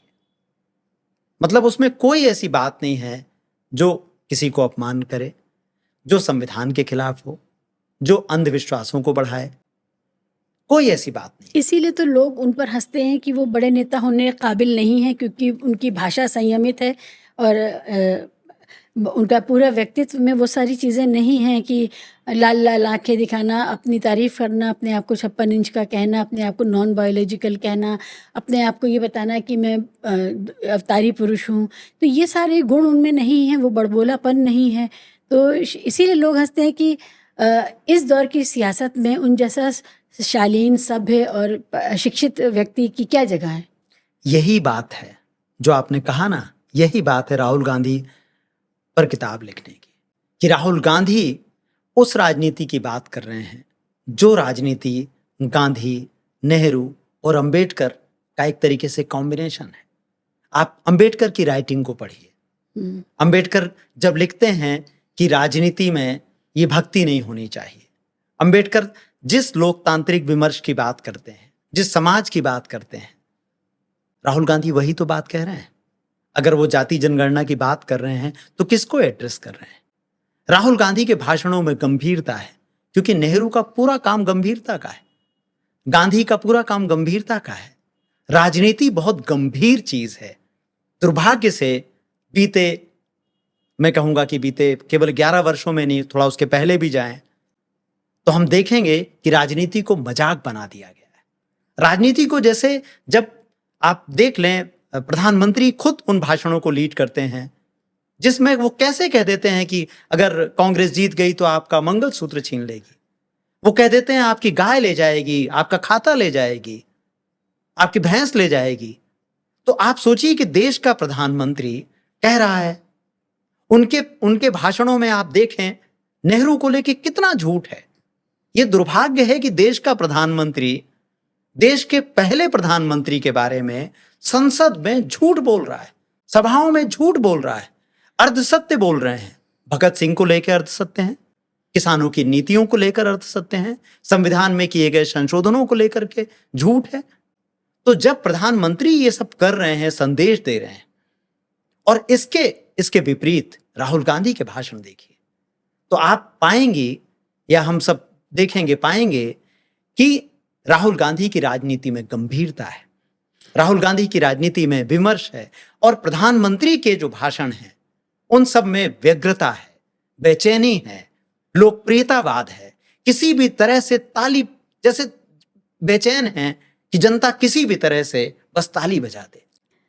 दो चीज़ें मुझे ध्यान आ रही हैं जो मैं भी बहुत महसूस करती हूँ कि कैसे राहुल गांधी ने जो खतरों के अंदेशे बताए वो सही हुए, चाहे वो कोविड को लेकर के हो, चाहे नोटबंदी को लेकर हो, चाहे जीएसटी पर उनका जो वक्तव्य आया, और उसके बाद भी जो विदेश नीति पर जो उन्होंने बताया, और चाइना के साथ और दूसरे मुल्कों के साथ। तो ये बहुत बड़ी बात है कि क्योंकि हमें सिखाया गया कि राहुल गांधी को संजीदगी से नहीं लेना है। ठीक है, वो तो राजकुमार हैं, वो तो कांग्रेस के राजकुमार हैं, वो तो सीरियस नहीं हैं, और वो थोड़े दिन राजनीति करते हैं और फिर वो चले जाते हैं, विदेश चले जाते हैं। हमें ये सब बताया गया। ऐसे में जब उनकी ज़्यादातर पेशीन गोइयाँ सही साबित होती हैं तो बहुत चमत्कार जैसा लगता है। और दूसरी बात ये है कि खुद कांग्रेस पार्टी क्या इस तरह के नेता के लिए तैयार थी? आपको क्या लगता है कि कांग्रेस ने राहुल गांधी को जिस तरह से पोजीशन करना चाहिए और उनके साथ लामबंद होना चाहिए ओल्ड स्कूल कांग्रेस का, वो दिख रहा है आपको? अभी हम हर थोड़े थोड़े दिनों में देखते हैं कि कांग्रेसी अंदर से व्यग्र हो रहे हैं। तो ये जो व्यग्रता है, और वो सारे लोग सुपर एलीट लोग हैं जो हमेशा पावर में रहे हैं, कभी वो सत्ता से बाहर नहीं रहे हैं, मानसिक तौर से अभी भी वो पावर में हैं, और उनका तो कुछ बिगड़ा भी नहीं है। लेकिन इसके बावजूद मुझे लगता है कि कांग्रेस की पार्टी के अंदर राहुल गांधी को लेकर के सहेजता नहीं है। राहुल गांधी बहुत सारा नया लेकर के आए हैं। राहुल गांधी क्या नया लेकर के आए हैं? राहुल गांधी नया लेकर के आए विचारधारा पहले। राहुल गांधी, आप कह सकते हैं बीते 25-30 वर्षों में, समूचे विपक्ष की बात करता हूं मैं, केवल कांग्रेस की बात नहीं करता, राहुल गांधी पहले ऐसे नेता हैं जो आरएसएस पर सीधी बात कर रहे हैं, इधर उधर की कोई बात नहीं कर रहे हैं। वो कह रहे हैं कि आरएसएस हमारा प्रमुख शत्रु है, या वो ये कह रहे हैं जब वरुण गांधी, हाँ मतलब देश की बात है, जब वो वरुण गांधी को एड्रेस करते हुए आपने सुना होगा चुनाव के दौरान जब बात हुई तो उन्होंने कहा कि मैं वरुण को गले लगाऊंगा, लेकिन विचारधारा पर कोई समझौता नहीं हो सकता। राहुल गांधी ने साफ साफ कहा कि मैं मर जाऊंगा, गला कटवा लूंगा, लेकिन आरएसएस के दफ्तर नहीं जाऊंगा। तो आप मुझे बताइए कि केवल कांग्रेस का सवाल नहीं है, बीते 30 वर्षों 40 वर्षों में, मैं तो नेहरू के बाद की बात करता हूं कि राहुल गांधी पहले ऐसे नेता हैं जो आरएसएस को लेकर इतने स्पष्ट हैं। आप इस किताब में देखेंगे, इस किताब में अगर आपने देखा हो तो एक जगह पर नेहरू के साथ में एक बहुत छोटी बात केवल तथ्यों के सहारे रखी गई है कि नेहरू जब पहले आम चुनाव में हैं तो वो जनता से क्या कह रहे हैं? वो जनता से कह रहे हैं मैं आपसे वोट की भीख नहीं मांगूंगा, मुझे वोट देना हो तो दीजिए, लेकिन मैं आपसे कोई वैसे वादे नहीं करूंगा। मैंने पढ़ा। और वो डेमोक्रेटिक, उसमें डेमोक्रेसी बता रहे हैं, मतलब ये कोई भाषण देने का है वो तरीका है कि आप वोट मांगिए। आज अगर आप बीते 11 वर्षों में नरेंद्र मोदी को देखें प्रधानमंत्री के तौर पर, तो हर जगह वो बताते हैं कि मैंने क्या किया, मुझे वोट दो, मुझे वोट दो, मुझे वोट दो। तो उनके भाषणों में तो नहीं देंगे तो ये खतरे हैं। हाँ, वोट नहीं देंगे तो खतरे हैं आपका। हाँ, मुसलमान आ जाएंगे अगर, और यहाँ मुसलमान आ जाएंगे और उड़ीसा में ईसाई आ जाएंगे। अच्छा, तो वहां पर तो मुसलमान तो दुश्मन नहीं है, तो वहां ईसाई नंबर 1 है। तो ये जो बात है कि राहुल गांधी की जो राजनीति है उसमें ये महत्वपूर्ण बात है कि राहुल गांधी जब भी कोई बात कहते हैं तो वो तथ्यात्मक होती है। राहुल गांधी सच बोलते हैं, राहुल गांधी तर्क से बात करते हैं। और राहुल गांधी ने जो सबसे महत्वपूर्ण काम किया है मेरी दृष्टि में, अगर आप देखें तो 2 काम सबसे महत्वपूर्ण है। बहुत से महत्वपूर्ण काम है, लेकिन 2 काम को मैं पहले आगे रखता हूं, और ये दोनों काम का जांचने का मेरा पैरामीटर है, तथ्यात्मक बात है। इसको मैं देखता हूं गांधी, नेहरू और अंबेडकर के लेंस।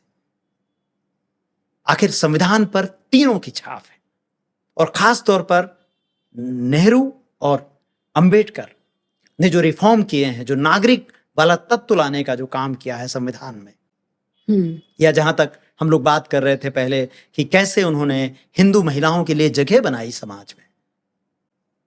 तो ये जो तीनों का जो लेंस है, जब आप उससे देखते हैं तो ये तीनों लोग किससे लड़ रहे थे? अगर आप आजादी के आखिरी के बिल्कुल दिनों में देखें, आजादी के बाद देखें, नोआखाली में देखें, सांप्रदायिकता अंग्रेजों के जाने के बाद सबसे बड़ा हमारा शत्रु था। और ये तीनों लोग सांप्रदायिकता को लगातार एड्रेस कर रहे हैं। सरदार पटेल, जिनकी गुजरात में इतनी भव्य मूर्ति बनाई, भारत के महान सपूत हैं वो, तो सरदार पटेल ने आरएसएस के जो हिंदू राष्ट्र है उसको पागलपन कहा है। तो आज राहुल गांधी अगर कह रहे हैं कि आरएसएस जो कर रहा है उसका विरोध करना है, आरएसएस को सीधे सीधे वो एड्रेस कर रहे हैं, ऐसा किसने किया? और कांग्रेस के बहुत सारे नेताओं ने अपने पूरे जीवन काल में ऐसा नहीं किया। आप महाराष्ट्र में देख लीजिए, जो लोग कांग्रेस के साथ हैं, आप शरद पवार को देखिए, बीते दिनों नियमित अंतराल पर वो आरएसएस की सराहना करते हैं। अभी पिछले कुछ दिनों पहले उन्होंने बताया कि आरएसएस से क्या क्या सीखना चाहिए। शरद पवार साहब सबसे ज्यादा ढुलमुल राजनेता के तौर पर मेरी नजर में है कि उनका कोई धर्म ईमान नहीं है, सत्ता चाहिए, हाँ कुछ नहीं उनको तो फर्क पड़ता। तो केवल फांसीवाद को ना केवल लोगों के शब्दों से मत समझिए। फांसीवाद केवल शब्द और विचार नहीं है, सबसे बड़ा उसका जो पैमाना है वो आचरण है। ऐसे लोग जो बिना सत्ता के नहीं जीवित रह सकते, ऐसे लोग जिनको किसी भी कीमत पर सत्ता चाहिए वो भी फांसीवादी कहलाएंगे। तो राहुल गांधी के मैंने आपको बताया कि दो लेंस हैं। एक लेंस आया कि उन्होंने आरएसएस को भारतीय संविधान के मुख्य शत्रु के रूप में पहचाना। उन्होंने सीधे सीधे कहा कि मनुस्मृति थोपना चाहते हैं आरएसएस और बीजेपी। ये किसी ने नहीं कहा है, आप मुझे बता दीजिए कोई कह रहा हो। और जब राहुल गांधी बार बार ये कहते हैं तो आखिर नरेंद्र मोदी एक बार सामने आकर विरोध क्यों नहीं करते कि हमको मनुस्मृति नहीं चाहिए? आखिर मनुस्मृति में ऐसा क्या है जो आरएसएस और मोदी लाना चाहते हैं? दूसरी बात, भारत जोड़ो यात्रा का इस देश में अभी मूल्यांकन ही नहीं हुआ। ये किताब नहीं आती अगर भारत जोड़ो यात्रा नहीं होती। मुझे भी लगता कि मुझे और इंतजार करना चाहिए शायद। लेकिन भारत जोड़ो यात्रा इस देश के इतिहास में पहली ऐसी यात्रा है जिसने देश के 20 करोड़ मुसलमानों को ये मैसेज दिया कि हम आपके साथ हैं। आप देखेंगे अगर ध्यान से तो भारत जोड़ो यात्रा के बाद बोलने का एक दौर आया। हमारे जम्मू कश्मीर के पूर्व उपराज्यपाल सत्यपाल मलिक, आप देखें उसके बाद की कुछ घटनाएं हैं। महिला पहलवान इतने दुख दर्द पीड़ा में सामने आते हैं, बोलते हैं, सड़कों पर उतरते हैं और नागरिक धीरे धीरे बोलते हैं। तो भारत में क्या होता है, आमतौर पर लोग बात करते हैं कि राजनेता तो बस राजनीति करते हैं, राजनेता बस वोट की बात करते हैं। लेकिन राहुल गांधी के साथ बड़ी मजेदार बात है, जब राहुल गांधी वोट की कोई बात नहीं करते हैं तो ये मीडिया उनकी आलोचना करता है कि अरे चुनाव हो रहे हैं और राहुल गांधी भारत जोड़ो यात्रा कर रहे हैं, चुनाव हो रहे हैं राहुल। अरे देश केवल चुनाव से नहीं होता, राजनेता का काम केवल चुनाव जीतना हारना नहीं है। नेल्सन मंडेला ने 30 साल जेल में बिताए, 30 साल बिताए हैं। नेहरू ने 10 साल जेल में बिताए हैं, गांधी ने जेल में बिताए हैं। तो क्या चुनाव लड़ना जीतना सत्ता केवल यही राजनीति है? अगर राहुल गांधी को कोई जो है चुनाव, वो राहुल गांधी कोई चुनाव ना जीते, मैं कहता हूं, लेकिन फिर भी मैं अपनी इस किताब के साथ और राहुल गांधी के इस विचार के साथ खड़ा हूं, जिस विचार की उन्होंने पहचान की है और इसके लिए वो हर कीमत चुका रहे हैं। तो ऐसे में कांग्रेस एक बड़ी पार्टी है, जो आपका सवाल था, उसमें दूसरे तरह तरह के नेता हैं। तो वो उन नेताओं का ये इस समय लिटमस टेस्ट है। हम दूसरे नेताओं को देख रहे हैं। कल परसों हमने देखा कि एक अंग्रेजी अखबार में एक बहुत बड़े मैं कहूँगा कि जिनके पास एक बहुत विद्वत्तापूर्ण भाषा है और जिनकी भाषा पर दुनिया, ऐसा कहा जाता है कि दुनिया फिदा है, वो नेता जो है आ रहे हैं और लिख रहे हैं, लेकिन उनको ये देश में जो कुछ हो रहा है वो नहीं दिख रहा है। यहीं पर ये जो तीनों व्यक्ति हैं, जब मैं बात करता हूँ गांधी, नेहरू, अंबेडकर, जो तर्क है, जो सच्चाई है और जो हमारे देश का बिल्ट है, जो हम सेकुलर देश है, तो ये सब जो ताना बाना है, ये जो यात्रा चली, जो बातें आई, कितना मतलब आज कह देना आसान है, लेकिन आप सोचिए हम अपने शहर में 10 किलोमीटर 5 किलोमीटर जो लोग चलते हैं उसमें घड़ी में टाइमर लगाकर चलते हैं कि कहीं 2 कदम ज्यादा ना हो जाए, कहीं आज 100 कदम ज्यादा ना चल लें। तो एक ऐसे वक्त में एक यात्रा से पूरे देश को संदेश देना, दैट वाज ब्यूटीफुल। तो मुझे लगता है कि राहुल गांधी की भारत जोड़ो यात्रा का सही मूल्यांकन होना बाकी है। हमें राजनेताओं को जीत हार के लेंस से बिल्कुल नहीं देखना चाहिए। ये मेरी अपनी सोच है। आपने राहुल गांधी को कहा कि आपको उनके अंदर का अंबेडकर जो है, जो अंबेडकर का नज़रिया था सामाजिक न्याय का, सामाजिक बराबरी का, वो भी आपको वहाँ पर बहुत अच्छे से दिख रहा है। मुझे ध्यान आ रहा है कि लोकसभा में एक व्यक्ति ने, एक मेंबर ने गाली दी पूरी आइडेंटिटी को, और उस पर जो तथाकथित अंबेडकरवादी पार्टी हैं वो चुप रही। खासकर वो उस पार्टी के दानिश अली की नेता चुप रही। उन्हें कुछ इसमें परेशानी नहीं हुई कि जिस मुस्लिम वोट से वो इतनी बार मुख्यमंत्री बनी हैं और वो खुद उस पार्टी की हैं भाई, तो उनको ये दगा नहीं। क्या आपको लगता है इन्होंने जगह छोड़ दी है? इन लोगों ने जो अंबेडकरवादी थे, आप अठावले को देख रहे हैं, वहाँ पर भी यही हाल है। बहुत सारे ऐसे नेता जो अंबेडकर का झंडा उठाए थे, उन सब ने वो जगह छोड़ दी है, या किसी दबाव में आ गए हैं, या क्या हुआ क्या है अम्बेडकर की विचारधारा को भारतीय राजनीति में? मुझे लगता है कि इसमें सबसे महत्वपूर्ण तो मायावती हैं। उनके पास कांशीराम जी की विरासत थी, और कांशीराम जी ने जो बसपा बनाई, जो पार्टी बनाई, उसे कितनी चुनौतियों के बाद देश में इतनी बड़ी आवाज़ बनाया गया। उत्तर प्रदेश में 1 बार, 2 बार, 3 बार सरकारें आती हैं, बनती हैं। मायावती को वहाँ से कहाँ से वो लेकर के आते हैं और कैसे मायावती देश में आवाज़ बनती है। इस वक्त देश में अंबेडकर का इस्तेमाल केवल वोट के लिए किया जा रहा है। अगर अंबेडकर का विचार आपके साथ है तो मैं दानिश अली को अकेला कैसे छोड़ दूंगा? और सबने देखा, ये कोई बंद कमरे का कोरस नहीं था। ये संसद में बसपा के एक नेता को सामने लाइव टेलीविजन पर गालियां दी गई। कितना अच्छा होता। उस समुदाय को गाली दी गई उसके बहाने। हाँ, मतलब वो एक प्रतिनिधि माने गए दानिश अली साहब, उनके बहाने मतलब 20 करोड़ मुसलमानों को गालियां दी गई, उनको अपमानित किया गया। नहीं, सिर्फ भारत के मुसलमानों को नहीं, हाँ, सबको, जी, मतलब पूरी कौम को वो बात कह रहे हैं। तो एक मतलब पूरी दुनिया में जो लोग देख रहे थे, और जाहिर है संसद की डिबेट सब जगह देखी जाती है, तो एक व्यक्ति ने सरेआम गालियां दी।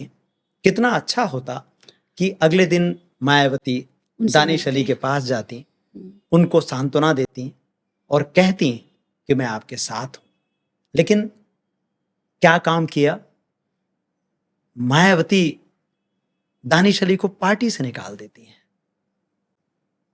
अब आप जरा सोच करके देखिए, इस बीच में कुछ और नहीं हुआ है ना। उन्होंने वहां पर अपमानित हुए वो, और हमारे लोकसभा अध्यक्ष, हमारे प्रधानमंत्री, सबके सब जाहिर है सब मौन है, सारे नेता बीजेपी के मौन है।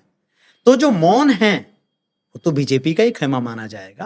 और हंस भी रहे उनके पीछे। यहाँ चांदनी चौक का ही एक बीजेपी का एमपी बैठा था, जो वैसे मुसलमानों के बीच में आता है, हार फूल माला पहनता है, वो बैठा हुआ था। वो खूब खिलखिला के हंस भी रहा था। उसको बुरा नहीं लगा, उसको बुरा नहीं लगा। और मैं कहता हूं कि उनको तो हंसना ही चाहिए। इसलिए मैं कहता हूं हंसना चाहिए क्योंकि उनकी सोच सामने आती है, वो हमें दिखती है। क्यों उनके भीतर अट्टहास है, वो दम्भ है कि हाँ, हम आ गए हैं और हम यही करेंगे। उनकी हंसी दरअसल वो जो विधुड़ी का जो एक्ट है ना, उस पर उसकी कहेंगे मोहर है। वो हंसी उसको मुकम्मल करती है कि ये कोई सोच अचानक से नहीं हो गया है, हम यही सोचते हैं। और जब मायावती दानिश अली को निकाल देती हैं अपनी पार्टी से, तो वो तमाम लोग जो दलित, पिछड़े, मुसलमान वर्षों से मायावती को अपनी आवाज मानते हैं, वो कैसे कन्विंस होंगे? और आप अंबेडकर का नाम लेते रहिए। तो अंबेडकर का नाम लेने की राजनीति केवल चल रही कि उनका नाम लीजिए क्योंकि आपको लगता है कि वोट आना चाहिए। बीजेपी क्या कर रही है? बीजेपी भी तो यही कहती है। अंबेडकर पर आप देख लीजिए, प्रधानमंत्री बात करते रहेंगे, लेकिन हमने देखा कि देश के गृह मंत्री ने संसद में क्या कहा? उन्होंने फैशन बता दिया और कहीं कोई बात नहीं हुई। आप और इन सब चीजों को आप देखिए कि मतलब कैसे एक तरफ आप बात कर रहे हैं अंबेडकर बात की, दूसरी तरफ संविधान बदलने की बात हो रही है। तो जब ये हिंदू राष्ट्र की बात है, संविधान बदलने की बात है, तो वो तो अंबेडकर का हिंदू राष्ट्र की बात कहना ही अंबेडकर का सबसे बड़ा अपमान है। तो मायावती क्यों सामने नहीं आती? क्यों उन्होंने दानिश अली को जाके गले नहीं लगाया? क्यों जब हिंदू राष्ट्र की बात हो रही है तो क्यों वो दिल्ली में नहीं आती हैं? क्यों वो धरना नहीं देती हैं कि हम जो है इसका हिंदू राष्ट्र का विरोध करते हैं? केवल अंबेडकर का नाम लेने से अंबेडकर की विरासत नहीं बचेगी। इसलिए अंबेडकर की विरासत को बचाना सबका काम है। ये केवल किसी अंबेडकरवादी का काम नहीं है, या अंबेडकरवादियों का काम नहीं है। जैसे गांधी सबके हैं वैसे अंबेडकर सबके हैं, जैसे नेहरू सबके हैं वैसे अंबेडकर सबके हैं, जैसे पटेल सबके हैं वैसे अंबेडकर सबके हैं। मिश्रा जी, आप नेहरू का नाम लेते हैं, गांधी का नाम लेते हैं और इन बड़े लोगों का नाम लेते हैं, अम्बेडकर का नाम लेते हैं, लेकिन एक ऐसी जनता, भ्रमित जनता या हिप्नोटाइज जनता बनाई गई है जो इन तीनों को गाली देती है। और जो भीमराव अम्बेडकर साहब के मानने वाले हैं उनको भीमटे कहा जाता है, और दूसरों लोगों के लिए भी, नेहरू के लिए ख़ास तरह की ज़बान बोली जा रही है, गांधी साहब के लिए। तो ऐसे में हमारे ये हीरोज़ जो हैं, ये पब्लिक मेमोरी में कब तक सरवाइव करेंगे? आपको नहीं लगता कि एक चादर डाल दी गई है, उनके जो काम हैं, उनकी जो सेवाएं हैं अपने समाज और देश के लिए, उसके ऊपर एक नफ़रत की चादर डाल दी गई है और सब छुपा दिया गया है? बिल्कुल, सबसे बड़ी चिंता, मुझे लगता है सबसे बड़ी चिंता आज यही है कि हमारे देश के जो हीरो थे, उनके ऊपर केवल नफ़रत की चादर, या जैसे देश में जब कोरोना के समय ट्रंप आए थे, तो झुग्गियाँ ना दिखें तो हमने एक दीवार, व्यू कटर्स लगाए थे। हाँ, वो लगा दिए थे। इस वक्त वैसा ही चल रहा है। इसीलिए दूसरे नायक खड़े किए जा रहे हैं। वो लोग, जैसे आप इसको कहें कि गमलों में उगे लोग बरगद की बात करते हैं, तो कुछ लोग गमलों में उगाए गए और उनको रातों रात मीडिया के साथ बड़ा किया गया। और ये कितनी विडंबना है कि इस देश में गांधी के नाम पर कितना दुष्प्रचार किया गया, और दुनिया के तमाम देश, 200 से ज़्यादा देश, या मान लीजिए कि और थोड़े ज़्यादा देश, जब हमारे प्रधानमंत्री वहाँ जाते हैं, चूंकि प्रधानमंत्री अक्सर विदेश में होते हैं, तो आप देखिए कि सब जगह वो गांधी की प्रतिमा के सामने झुकते हैं। लेकिन ऐसा क्या हो जाता है कि जब वो देश में आते हैं तो हमारे प्रधानमंत्री ये कहते हैं कि गांधी पर अगर फिल्म नहीं बनती तो गांधी को कौन जानता था? क्या वो गांधी पर फिल्म के बाद वो प्रतिमाएं लगी हैं, या दुनिया के देशों ने पहले वो गांधी पर फिल्म देखी? आपकी जानकारी के लिए, दर्शकों की जानकारी के लिए बता दूं कि जो गांधी का वाङ्मय है, 100 वॉल्यूम में है गांधी का वाङ्मय। मैं लगभग 3 साल से वो ढूंढ रहा हूं, वो कहीं मौजूद नहीं है। ओह, प्रिंट होना बंद हो गया है। 3 साल से मैं इसलिए कह रहा हूं कि 3 साल से मैं खुद खोज रहा हूं, अच्छा जी। और उसके लिए सारी कीमत देने को तैयार।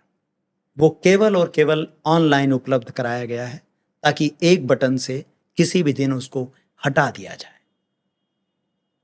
लेकिन इस पर कोई मीडिया बात नहीं कर रहा है। अच्छा, मैंने देश के बड़े बड़े अखबारों के कॉरेस्पॉन्डेंट से बात की, संवाददाताओं से बात की, उनसे भी बात की जिनको बड़ा अंग्रेजी में बड़ा बताया जाता है, उन्होंने कोई इस पर बात नहीं की। गांधी वाङ्मय 100 अंकों में है, 100 वॉल्यूम में है, कहीं पर भी उसकी प्रतियां उपलब्ध नहीं है। जिन लोगों के पास है आप उसको बहुत संभाल के रखिए, वो दुर्लभ निधि बन सकता है किसी दिन। और मैं तो आपके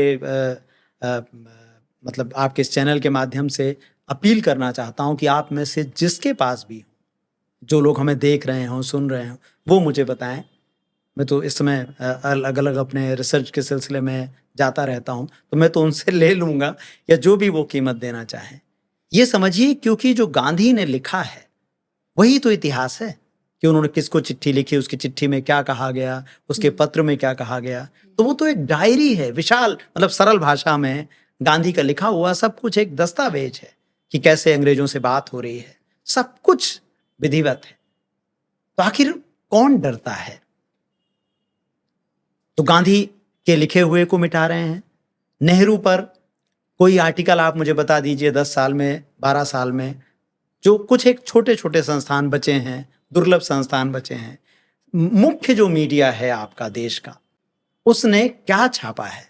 आपको जान के ताज्जुब होगा कि अंबेडकर जयंती पर, या नेहरू जयंती पर, या गांधी जयंती पर कोई लेख ही नहीं हिंदी के अखबार छाप रहे हैं, कुछ छपता ही नहीं है। और कौन लोग हैं जो लिखने वाले लोग हैं? अंग्रेजी के बड़े अखबारों में लिखने वाले लोग कौन हैं? इनमें अभी कुछ समय पहले रिसर्च हुई, आर्टिकल आए। इंडियन एक्सप्रेस जैसे अखबार में जो है, अगर आप देखें कि कितना टोटल, कुल कितने, तो उनके पास तो 4 पेज हैं ओपिनियन के लिए, मतलब माफ कीजिएगा 2 पेज है, मतलब एक तरफ संपादकीय फिर एक ओपेड है। ओपेड है। तो वो दोनों पेजेस में सारे आर्टिकल्स के विश्लेषण कीजिए और आप पाएंगे कि उसमें लिखने वाले लोग कौन, वही लोग जो बाहर नफरत की बात कर रहे आरएसएस हैं, विचारक ही आरएसएस विचारक है सारे के सारे। तो जब सब कुछ यही लिखा जा रहा है तो लोगों के दिमाग से गांधी, नेहरू, अंबेडकर के विचार हटाए जाएंगे, उनकी किताबें हटाई जाएंगी, उनकी प्रतिमाओं के सामने बस प्रतिमाओं के सामने सब देश में सब कुछ आप प्रतीक बना दीजिए, एक दिन जाइए, माला चढ़ाइए और चले आइए। तो यही तो हमारी व्हाट्सएप यूनिवर्सिटी की बुनियादी बात क्या है कि हमको विचार से दूर ले जाना है।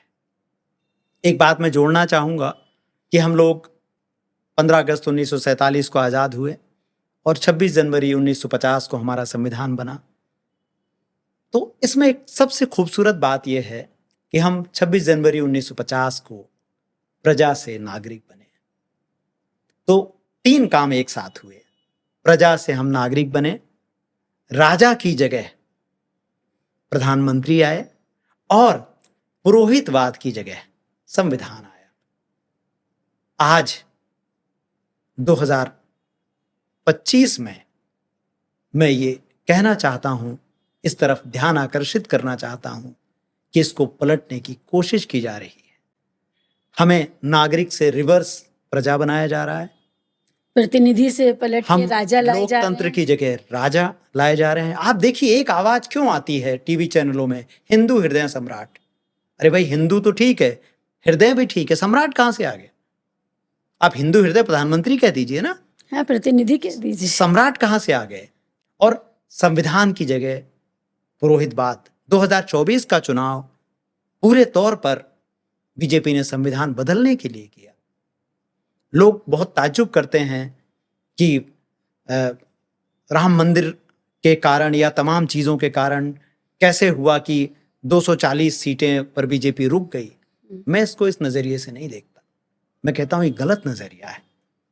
हमें ये देखना चाहिए कि आखिर कोविड जैसी विभीषिका के बाद ये चुनाव हुआ था और कैसे वो 240 तक पहुंचे। वो 240 तक पहुंचे ही मीडिया के कारण है। 240 सीटें आती ही नहीं अगर भारत का मीडिया अपनी जनता के साथ होता।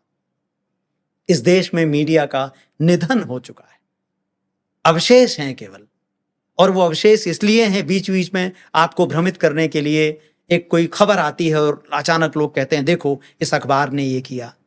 एक हमारे दर्शक जानते होंगे नोम चोम्स्की साहब को, जो अमेरिकन फिलोसफर हैं, चिंतक हैं, मीडिया पर उनकी सारी किताबें हैं।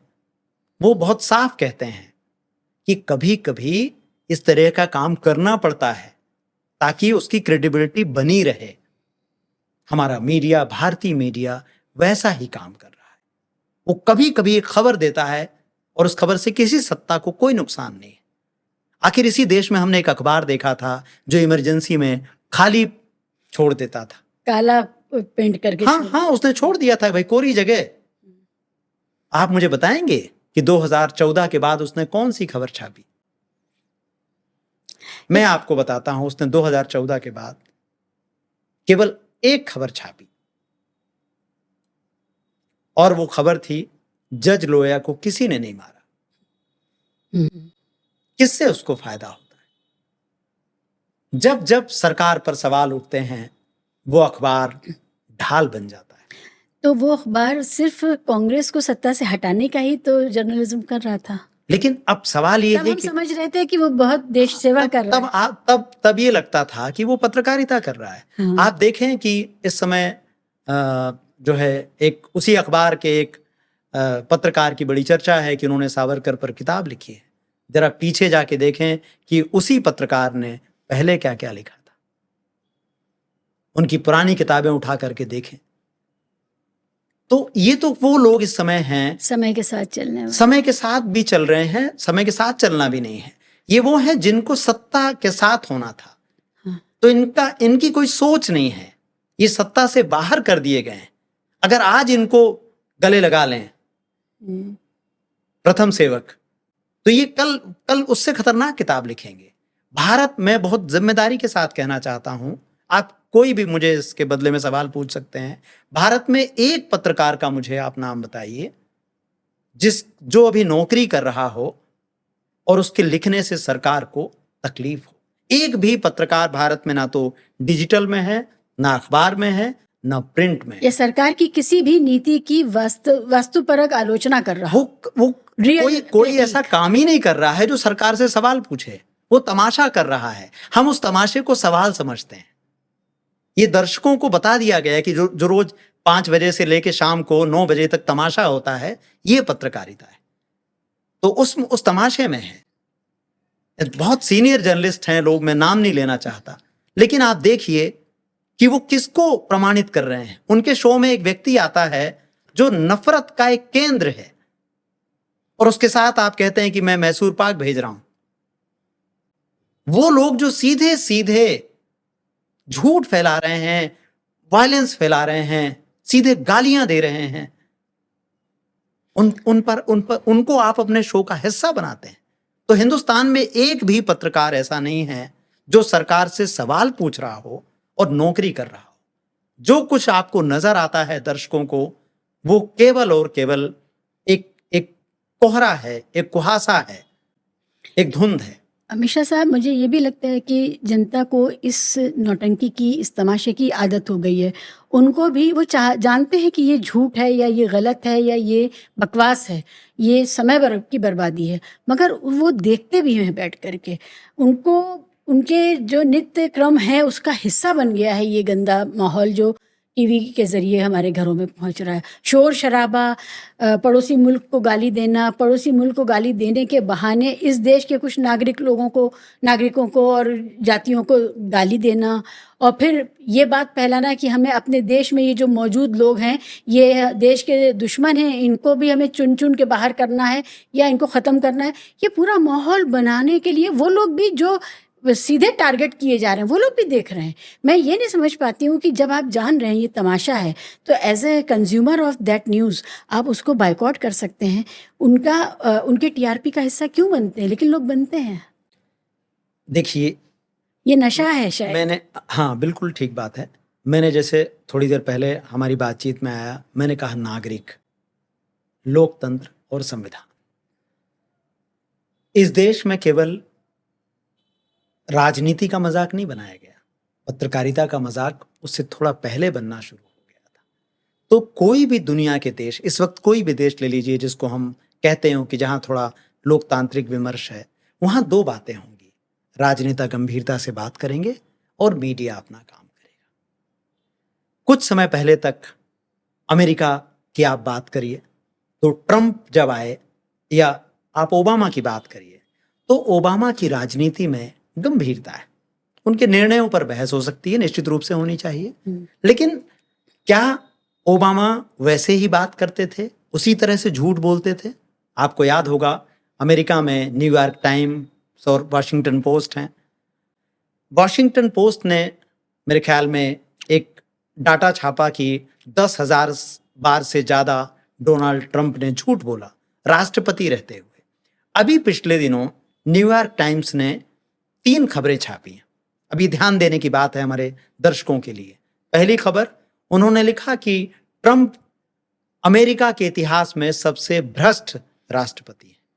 ये न्यूयॉर्क टाइम्स ने लिखा, यहीं नहीं रुका, दूसरी खबर उन्होंने लिखी।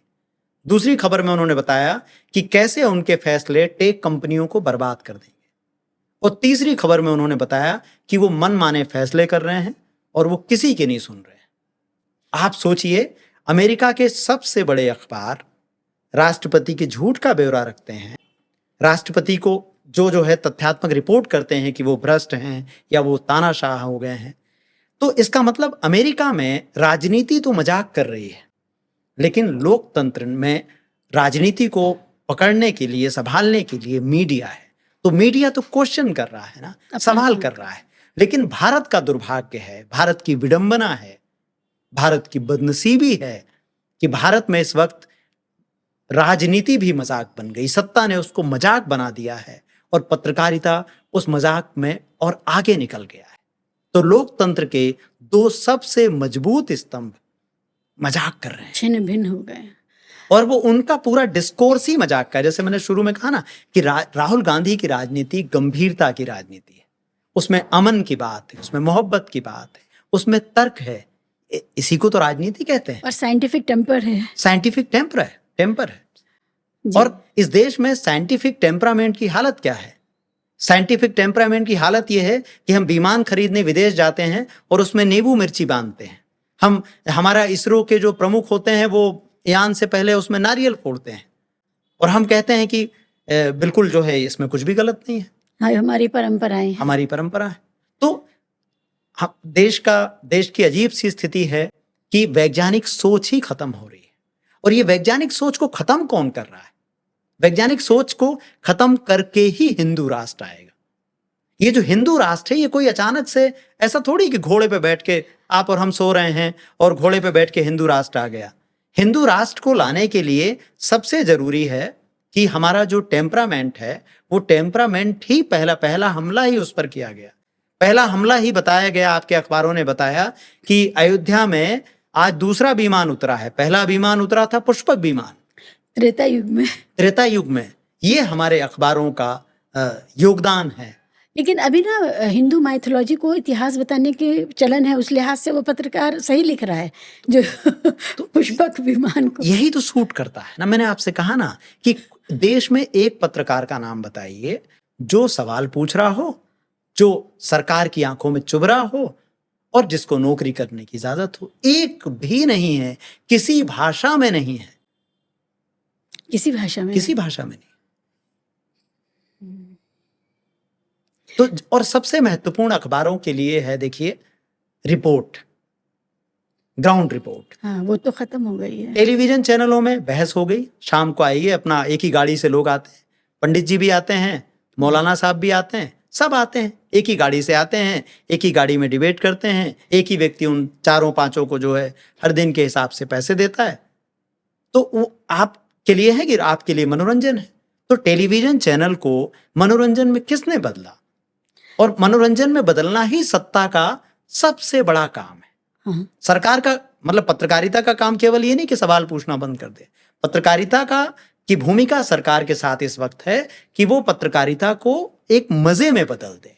कि मैं देखता हूं घरों में अगर कोई फिल्म किसी को नहीं दिख रही है तो लोग कहते हैं चैनल लगा दो। कपिल शर्मा शो हो गया है। बिल्कुल कपिल शर्मा शो हो गया।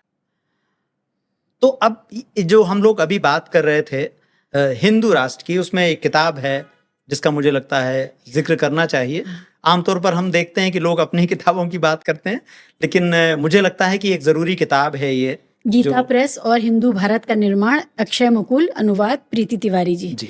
ठीक है। तो ये किताब अंग्रेजी में थी। किताब है अंग्रेजी में, हिंदी अनुवाद प्रीति तिवारी जी ने किया है। नाम है गीता प्रेस और हिंदू भारत का निर्माण।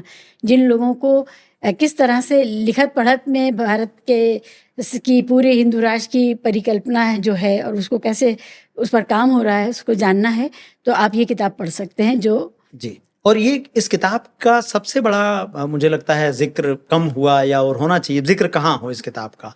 अंग्रेजी में ये किताब पहले आई थी, अंग्रेजी में कुछ जगह इसकी बात हो गई होगी, कुछ जगह चर्चा हो गई, लेकिन ये किताब अंग्रेजी से ज्यादा ये हिंदी के दिमागों में जो गोबर भरा जा रहा है उस गोबर से मतलब आपको उस गोबर को समझने में मदद मिलती है। मुझे लगता है कि डायग्नोज ज्यादा जरूरी होता है। दवा तो तब बाद में लेते हैं ना, हम दवा की बात ज्यादा इस समय लोग करते हैं, लेकिन वो डायग्नोज कैसे होगा? जब इस किताब को लोग पढ़ें तो उनको समझ में आए कि जो ये आरएसएस की सहायता से जो किताबें निकाली जा रही हैं, आपने देखा होगा इन दिनों गीता गोरखपुर प्रेस की कि जो इनकी मोबाइल वैन्स हैं सब जगह घूमती रहती है। कौन इन किताबों को करोड़ों रुपए, करोड़ों प्रतियों में छाप रहा है, घर घर में पहुंचा रहा है। आपने गीता प्रेस की किताबें पढ़ी हैं? जी। उसमें आपको क्या दिक्कत लगती है? जैसे अभी आपका नाम तो दया शंकर मिश्रा है, Hindu, upper caste, upper class, educated, urban, male, आप ही का तो है ये भारत और आप ही के लिए तो इस गीता प्रेस काम कर रहा है। आपको उससे क्या दिक्कत है? मुझे लगता है कि इसलिए मुझे दिक्कत होनी चाहिए और इसलिए मेरा बोलना जरूरी है क्योंकि जो आपने कहा वो सब बातें आपने जो भी कहा वो सही है, उसमें कुछ गलत तो नहीं है। तो मैं आज बोल सकता हूं, इसलिए मेरा बोलना जरूरी है। मुझे लगता है कि इस किताब के बाद मीडिया और सरकार के जरिए जो भी यातना दी गई, वो यातना उमर खालिद से बहुत कम है। मेरा नाम अगर मान लीजिए कि मेरा नाम सलीम खान होता, तो अभी तक तो मैं किताब, जैसे ही मैंने बताया था कि किताब आ रही है, तो उसके बाद की जरूरत ही नहीं पड़ती। मैं आपके स्टूडियो में बैठा हूं, आपसे बात कर रहा हूं इन मुश्किलों के बावजूद, क्योंकि मेरा नाम दया शंकर मिश्रा है, मेरा नाम सलीम खान नहीं है। तो इसलिए मेरी जिम्मेदारी और बढ़ जाती है कि मेरा बोलना और बढ़ जाता है। क्योंकि अगर ये कोई दलित हो, अगर कोई मुसलमान हो, कोई भी होता, और महिला होती, तो मतलब तो फिर आप उसमें हम अंदाजा ही नहीं लगा सकते। आपको किस तरह के सामना करना पड़ रहा है, वो आप बखूबी जानती हैं। तो मुझे लगा इसलिए बोलना जरूरी है। ये जो मैं बात कह रहा हूँ, या जो मैं आपके इस कार्यक्रम में हिंदू भारत का निर्माण और गीता प्रेस, ये जो किताब है, इसलिए इसका जिक्र मैं कर रहा हूं क्योंकि ये किताब बताती है कि हिंदू राष्ट्र में महिलाओं के लिए कोई जगह नहीं है। हिंदू राष्ट्र में दलितों के लिए कोई जगह नहीं है। आप देखिए, जो कांवड़ यात्राएं निकाली जाती हैं, जो लोग कांवड़ निकालते हैं, वो कौन हैं? क्या वो मिश्रा हैं? क्या वो त्रिपाठी हैं? क्या वो दुबे हैं? क्या वो तिवारी हैं? वो नहीं है। नेताजी का और कॉरपोरेट का बेटा भी नहीं है उसमें। कोई बेटा नहीं है नेताजी का, कोई बेटा कॉरपोरेट का नहीं है।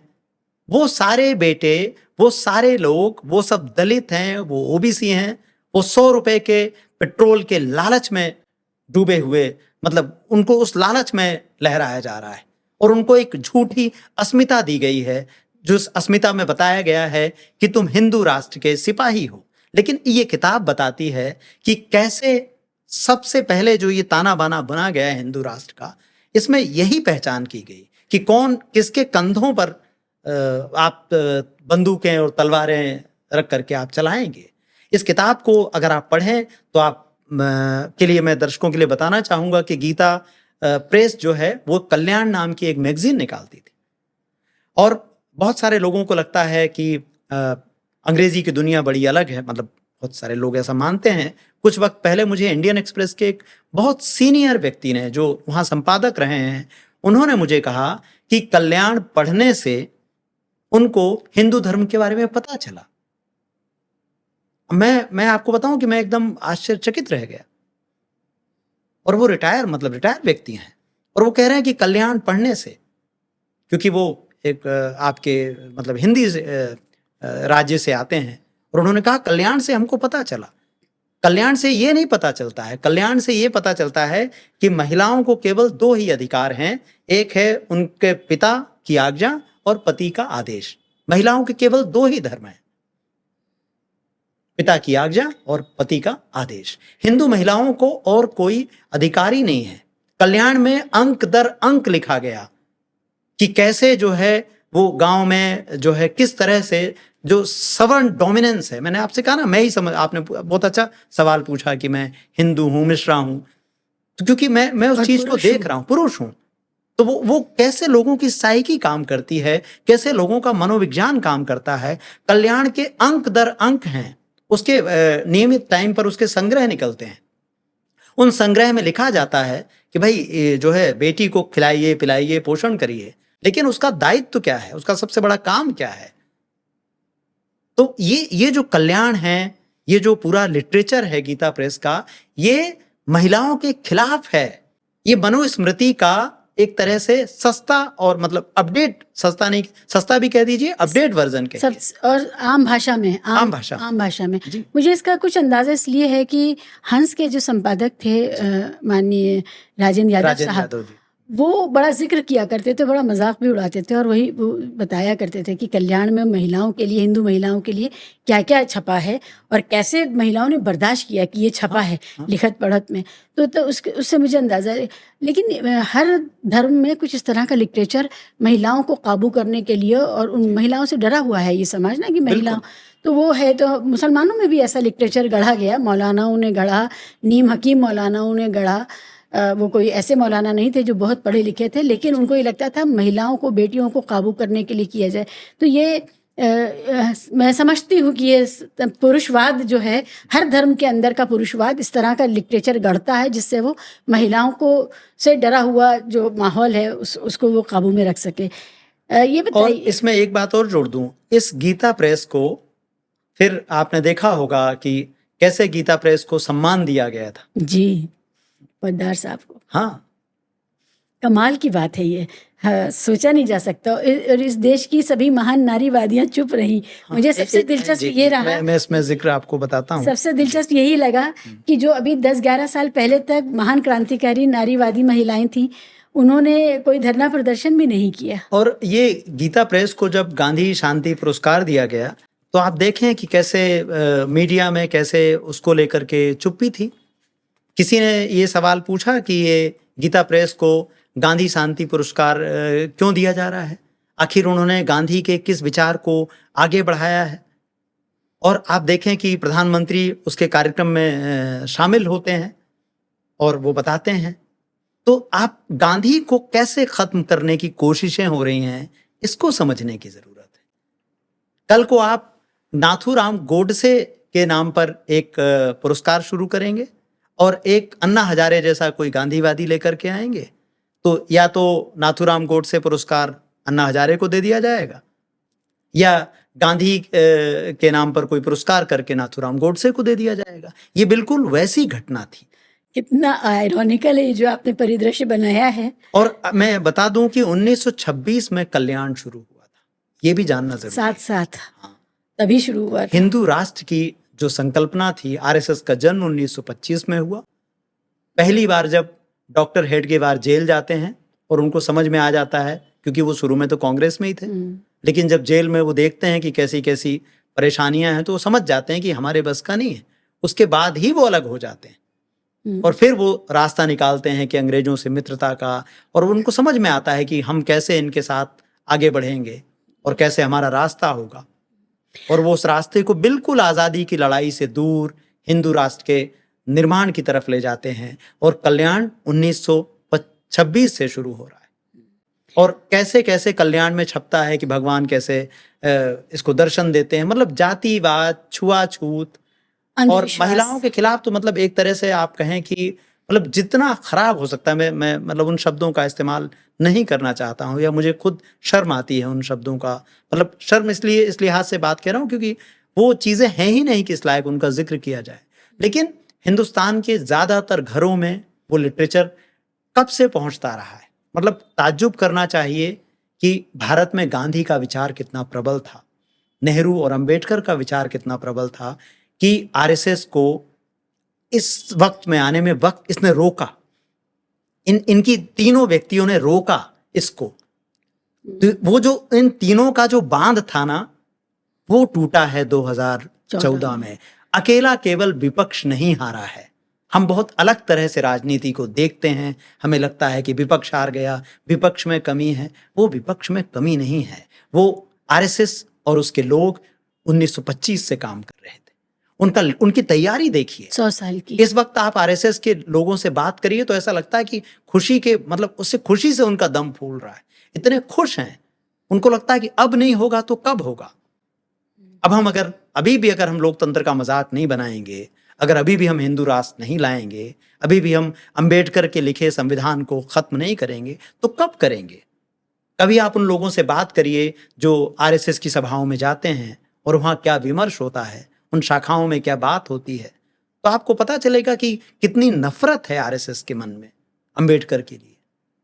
लेकिन पॉलिटिकली चूंकि उससे वोट मिलता है तो बाहर आप वोट की बात करते हैं और अंदर ही अंदर अंबेडकर के लिए जो नफरत है वो कैसे फैलाई गई। एक चीज़ और है, गांधी ने अपने आंदोलन में हमेशा महिलाओं को आगे रखा। तो ये गांधी ने पब्लिक लाइफ में महिलाओं का पदार्पण कराया ऑफिशियली कि वो महिलाएं, और ये आम महिलाएं थी, ये एनी बेसेंट महिला नहीं थी, ये आम महिलाएं थी।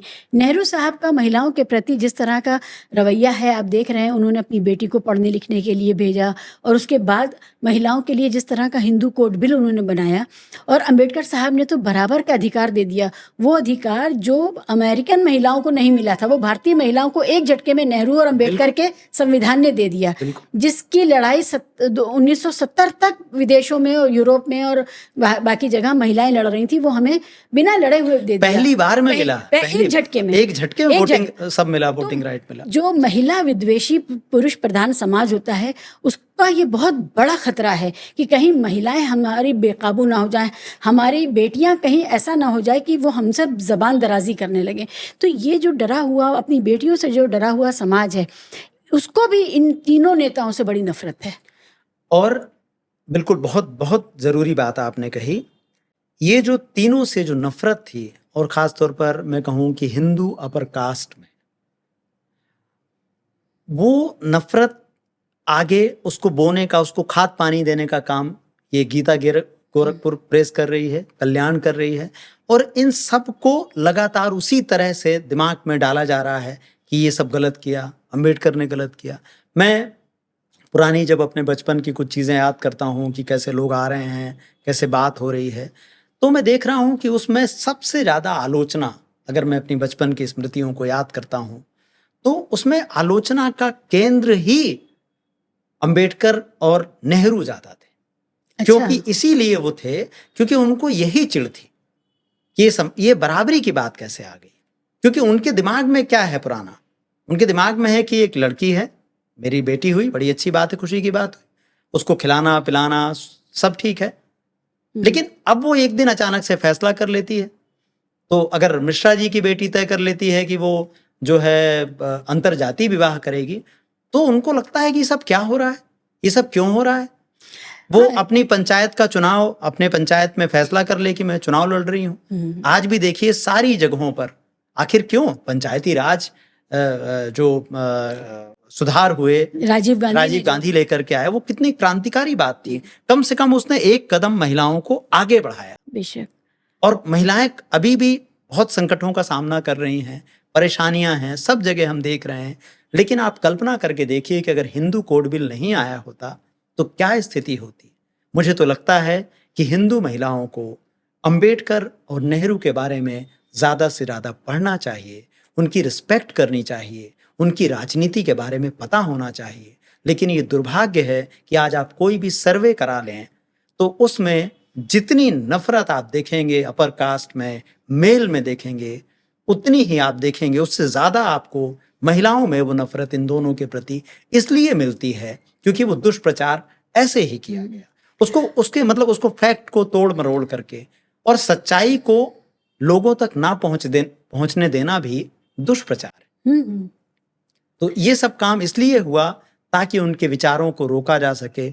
और मनुस्मृति आप देखें, मैंने सबरीमाला की बात आपसे शुरू में कही, दर्शकों को मैं कहूँ, सबरीमाला एक जो केस हुआ उसके बारे में आप गूगल सर्च करके ज़रूर पढ़ें। और उसमें जब ये बात कही गई कि अदालतों को ऐसे फैसले नहीं करने चाहिए जो लागू ना हो सकें, उसका मतलब क्या था, यानी महिलाओं के पक्ष का कोई फैसला ऐसा है जिससे कि पूरी परंपरा जो है उस मंदिर की वो छिन्न भिन्न हो जाएगी।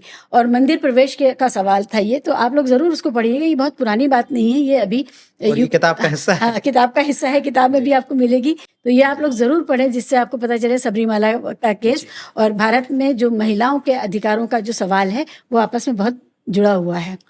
आप और ये भी पूछा जाना चाहिए कि जब नेहरू और अंबेडकर वहाँ हिंदू कोड बिल ला रहे थे तो आखिर कौन उसका विरोध कर रहा था। और कांग्रेस जिसकी विरासत की आज सावरकर की बात कर रहे हैं, सावरकर के आप विचार पढ़िए महिलाओं पर, सावरकर के विचार महिलाओं पर आप पढ़ें तो मतलब मुझे लगता ही नहीं कि उसके बाद आप कैसे सावरकर की सोच का कोई भी व्यक्ति समर्थन कर पाएगा, खास तौर पर महिलाएं।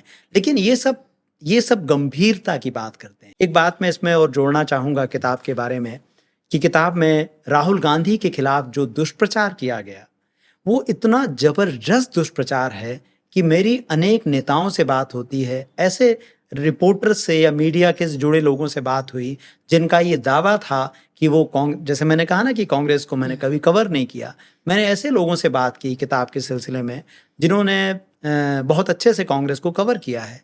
जब मैंने उनको कहा कि 2013 में राहुल गांधी ने केंद्र का अध्यादेश नहीं फाड़ा था, तो आपको जान के ताज्जुब होगा, उनको पता ही नहीं था। उन्होंने कहा नहीं हमने देखा है। हाँ। ये मायाजाल था, क्योंकि झूठ को इतनी बार दोहराया गया। और वो जो इधर से आलू डालो सोना निकलेगा, वो तो मोदी जी ने कहा था। तो इसमें देखिए सारे के सारे वो वृतांत हैं इस किताब में राहुल गांधी के खिलाफ दुष्प्रचार के, कि आलू डालो सोना निकालो, कितना मजाक बनाया गया। और अब इससे आप ये भी समझेंगे कि मीडिया कितने पहले पूंजीपतियों के माध्यम से कहाँ चला गया था। लोग गलत समझ रहे हैं कि 2014 में मीडिया बदला है। मीडिया 2009 के बाद धीमे धीमे बदलने लगा है। तो इस किताब में ये राहुल गांधी के राजनीतिक विचारों का एक तरह से आप कहें कि एक कोशिश की गई है कि उनको एक तरह से कैसे उनको एक साथ लाया जा सके। कौन इस वक्त है जो ये कहता है कि फासिज्म आ चुका है, विचारों के लिए जान दे सकता हूँ। मेरी अपनी जो अवधारणा या जो मेरा अपना विचार है वो ये है कि आरएसएस आत्मा है, बीजेपी शरीर है। शरीर बदलता रहता है। मैं उसी भाषा में बात कर रहा हूँ जिस भाषा में ये तमाम लोगों को समझाते हैं। तो आरएसएस मूल है। जो भी लोग लोकतंत्र के लिए इस वक्त लड़ रहे हैं, अगर वो आरएसएस के डीएनए को नहीं समझेंगे, उनके काम करने के मैकेनिज्म को नहीं समझेंगे। मुझे 2002 में गुजरात जाने का मौका मिला, जब गुजरात दंगे हुए और हमने देखा कि नरेंद्र मोदी कैसे एक बहुत स्पष्ट तौर पर हिंसात्मक बयान दे रहे हैं और कैसे एकदम खुली चुनौती दे रहे हैं संविधान को। तो मुझे गांव-गांव जाने का मौका मिला। गांव-गांव से मेरा मतलब है तकरीबन आप कह सकते हैं कि लगभग आधा गुजरात मुझे घूमने का मौका मिला। और सारी यात्राएं मैंने बस में की थी। ये यात्राएं चुनाव मतलब दंगों और चुनाव के बीच में हुई थी। अच्छा। हाँ, अभी उड़ीसा में क्या हो रहा है हम सब नहीं देख पा रहे हैं। मुझे तो कोई दिल्ली के अखबारों में उड़ीसा का कवरेज ही नहीं दिखता है। इस वक्त भारतीय लोकतंत्र एक रीढ़ विहीन स्थिति में है। एक ऐसा वातावरण है जहां केवल मतलब एक ही व्यक्ति ने तय किया है कि सब कुछ उसको करना है। तो ऐसे समय में मुझे लगता है नागरिकों का सचेत रहना बहुत ज़रूरी है और गोदी मीडिया से सावधान रहना भी उतना ही ज़रूरी है। आपने बीच में मुझसे कहा था कि कैसे ये तस्वीर मीडिया की बदलेगी। मुझे लगता है नागरिक जब तय कर लेंगे कि उनको क्या नहीं देखना है, ये मुश्किल काम है, लेकिन जब वो ये समझ जाएंगे कि उनको क्या नहीं देखना है और जब वो ये समझ जाएंगे कि उनको क्या देखना है, जैसे आपका चैनल है, जिस तरीके के विषय आप जिस विषयों में आप जैसे बात करती हैं, वैसे और भी जो चैनल हैं जो बात कर रहे हैं, हमको उनको मुख्य धारा के चैनल बनाने पड़ेंगे। और ये समझना पड़ेगा कि पत्रकारिता बहुत गंभीर बात है, बहुत गंभीर काम है। मैं आपके अंदर का रोष महसूस कर रही हूँ, क्योंकि आप पूरे भारत में घूम रहे हैं और वहाँ जो कुछ गलत हो रहा है वो आप देख रहे हैं और वो सारे अनुभव आपके अंदर भरे हुए हैं। मुझे पता है बहुत कुछ है आपके पास और बताने के लिए, लेकिन हम दोबारा बैठेंगे। इस बार हम इस किताब पर बात करना चाहते हैं। इस किताब के हवाले से कैसे ये आपके मन में पैदा हुआ विचार कि इसको आप इस तरह से पूरा कलमबद्ध करें और आपने इतनी ज़ख़ीम किताब, इतनी मोटी किताब बनाई, इसके लिए तो बहुत शुक्रिया। अगली किताब कौन सी आ रही है वो हम ज़रूर सुनना चाहेंगे, फिर हम लोग इसके लिए मिलेंगे। और एक नेता पर मैंने पहली बार बात की है, कभी हम ऐसा हुआ नहीं इत्तेफाक कि किसी पॉलिटिकल पार्टी के नेता पे बात हो, लेकिन राहुल गांधी खुद अपनी पार्टी के भी नहीं लगते हैं, पार्टी से भी ऊपर उठे हुए लगते हैं। और इसीलिए मैं इसका फ़र्क करना चाहती थी कि ये कांग्रेस के बारे में बात नहीं है, ये राहुल गांधी के बारे में बात है कि किस तरह से उस इंसान ने इस देश की आत्मा को बचाए रखने के लिए और पकड़ के रखने के लिए अपने बहुत सारा ख़तरा मोल लिया है और लगातार काम कर रहे हैं। तो वो कभी प्रधानमंत्री ना बने कोई बात नहीं, लेकिन उस विचार को ज़िंदा रखा इसके लिए, और आपने उसको पकड़ के सारे एक जगह संजो दिया है, वो सारा घटनाक्रम भी और वो उनका विचार जो उन्होंने व्यक्त किया है वो सब आपने एक जगह संजो दिया। इसके लिए आपका बहुत शुक्रिया। मुझे नहीं पता मुझे आपको किस तरह की शुभकामनाएं देना चाहिए। आपकी क्रिएटिविटी बनी रहे, नौकरियों का क्या है, जी। नौकरियां कोई बड़ी बात नहीं होती है, क्रिएटिविटी बनी रहे, आप बहुत आगे जाएं और दुनिया भर में आपके विचार और आपकी बात सुनी जाए, कोई उसको रोक ना सके, कोई आईटी सेल का या कोई और किसी भी तरह की जो ताकतें हैं वो उसको रोक ना सके, ये ज़्यादा ज़रूरी है। बहुत बहुत शुभकामनाएं। बहुत शुक्रिया।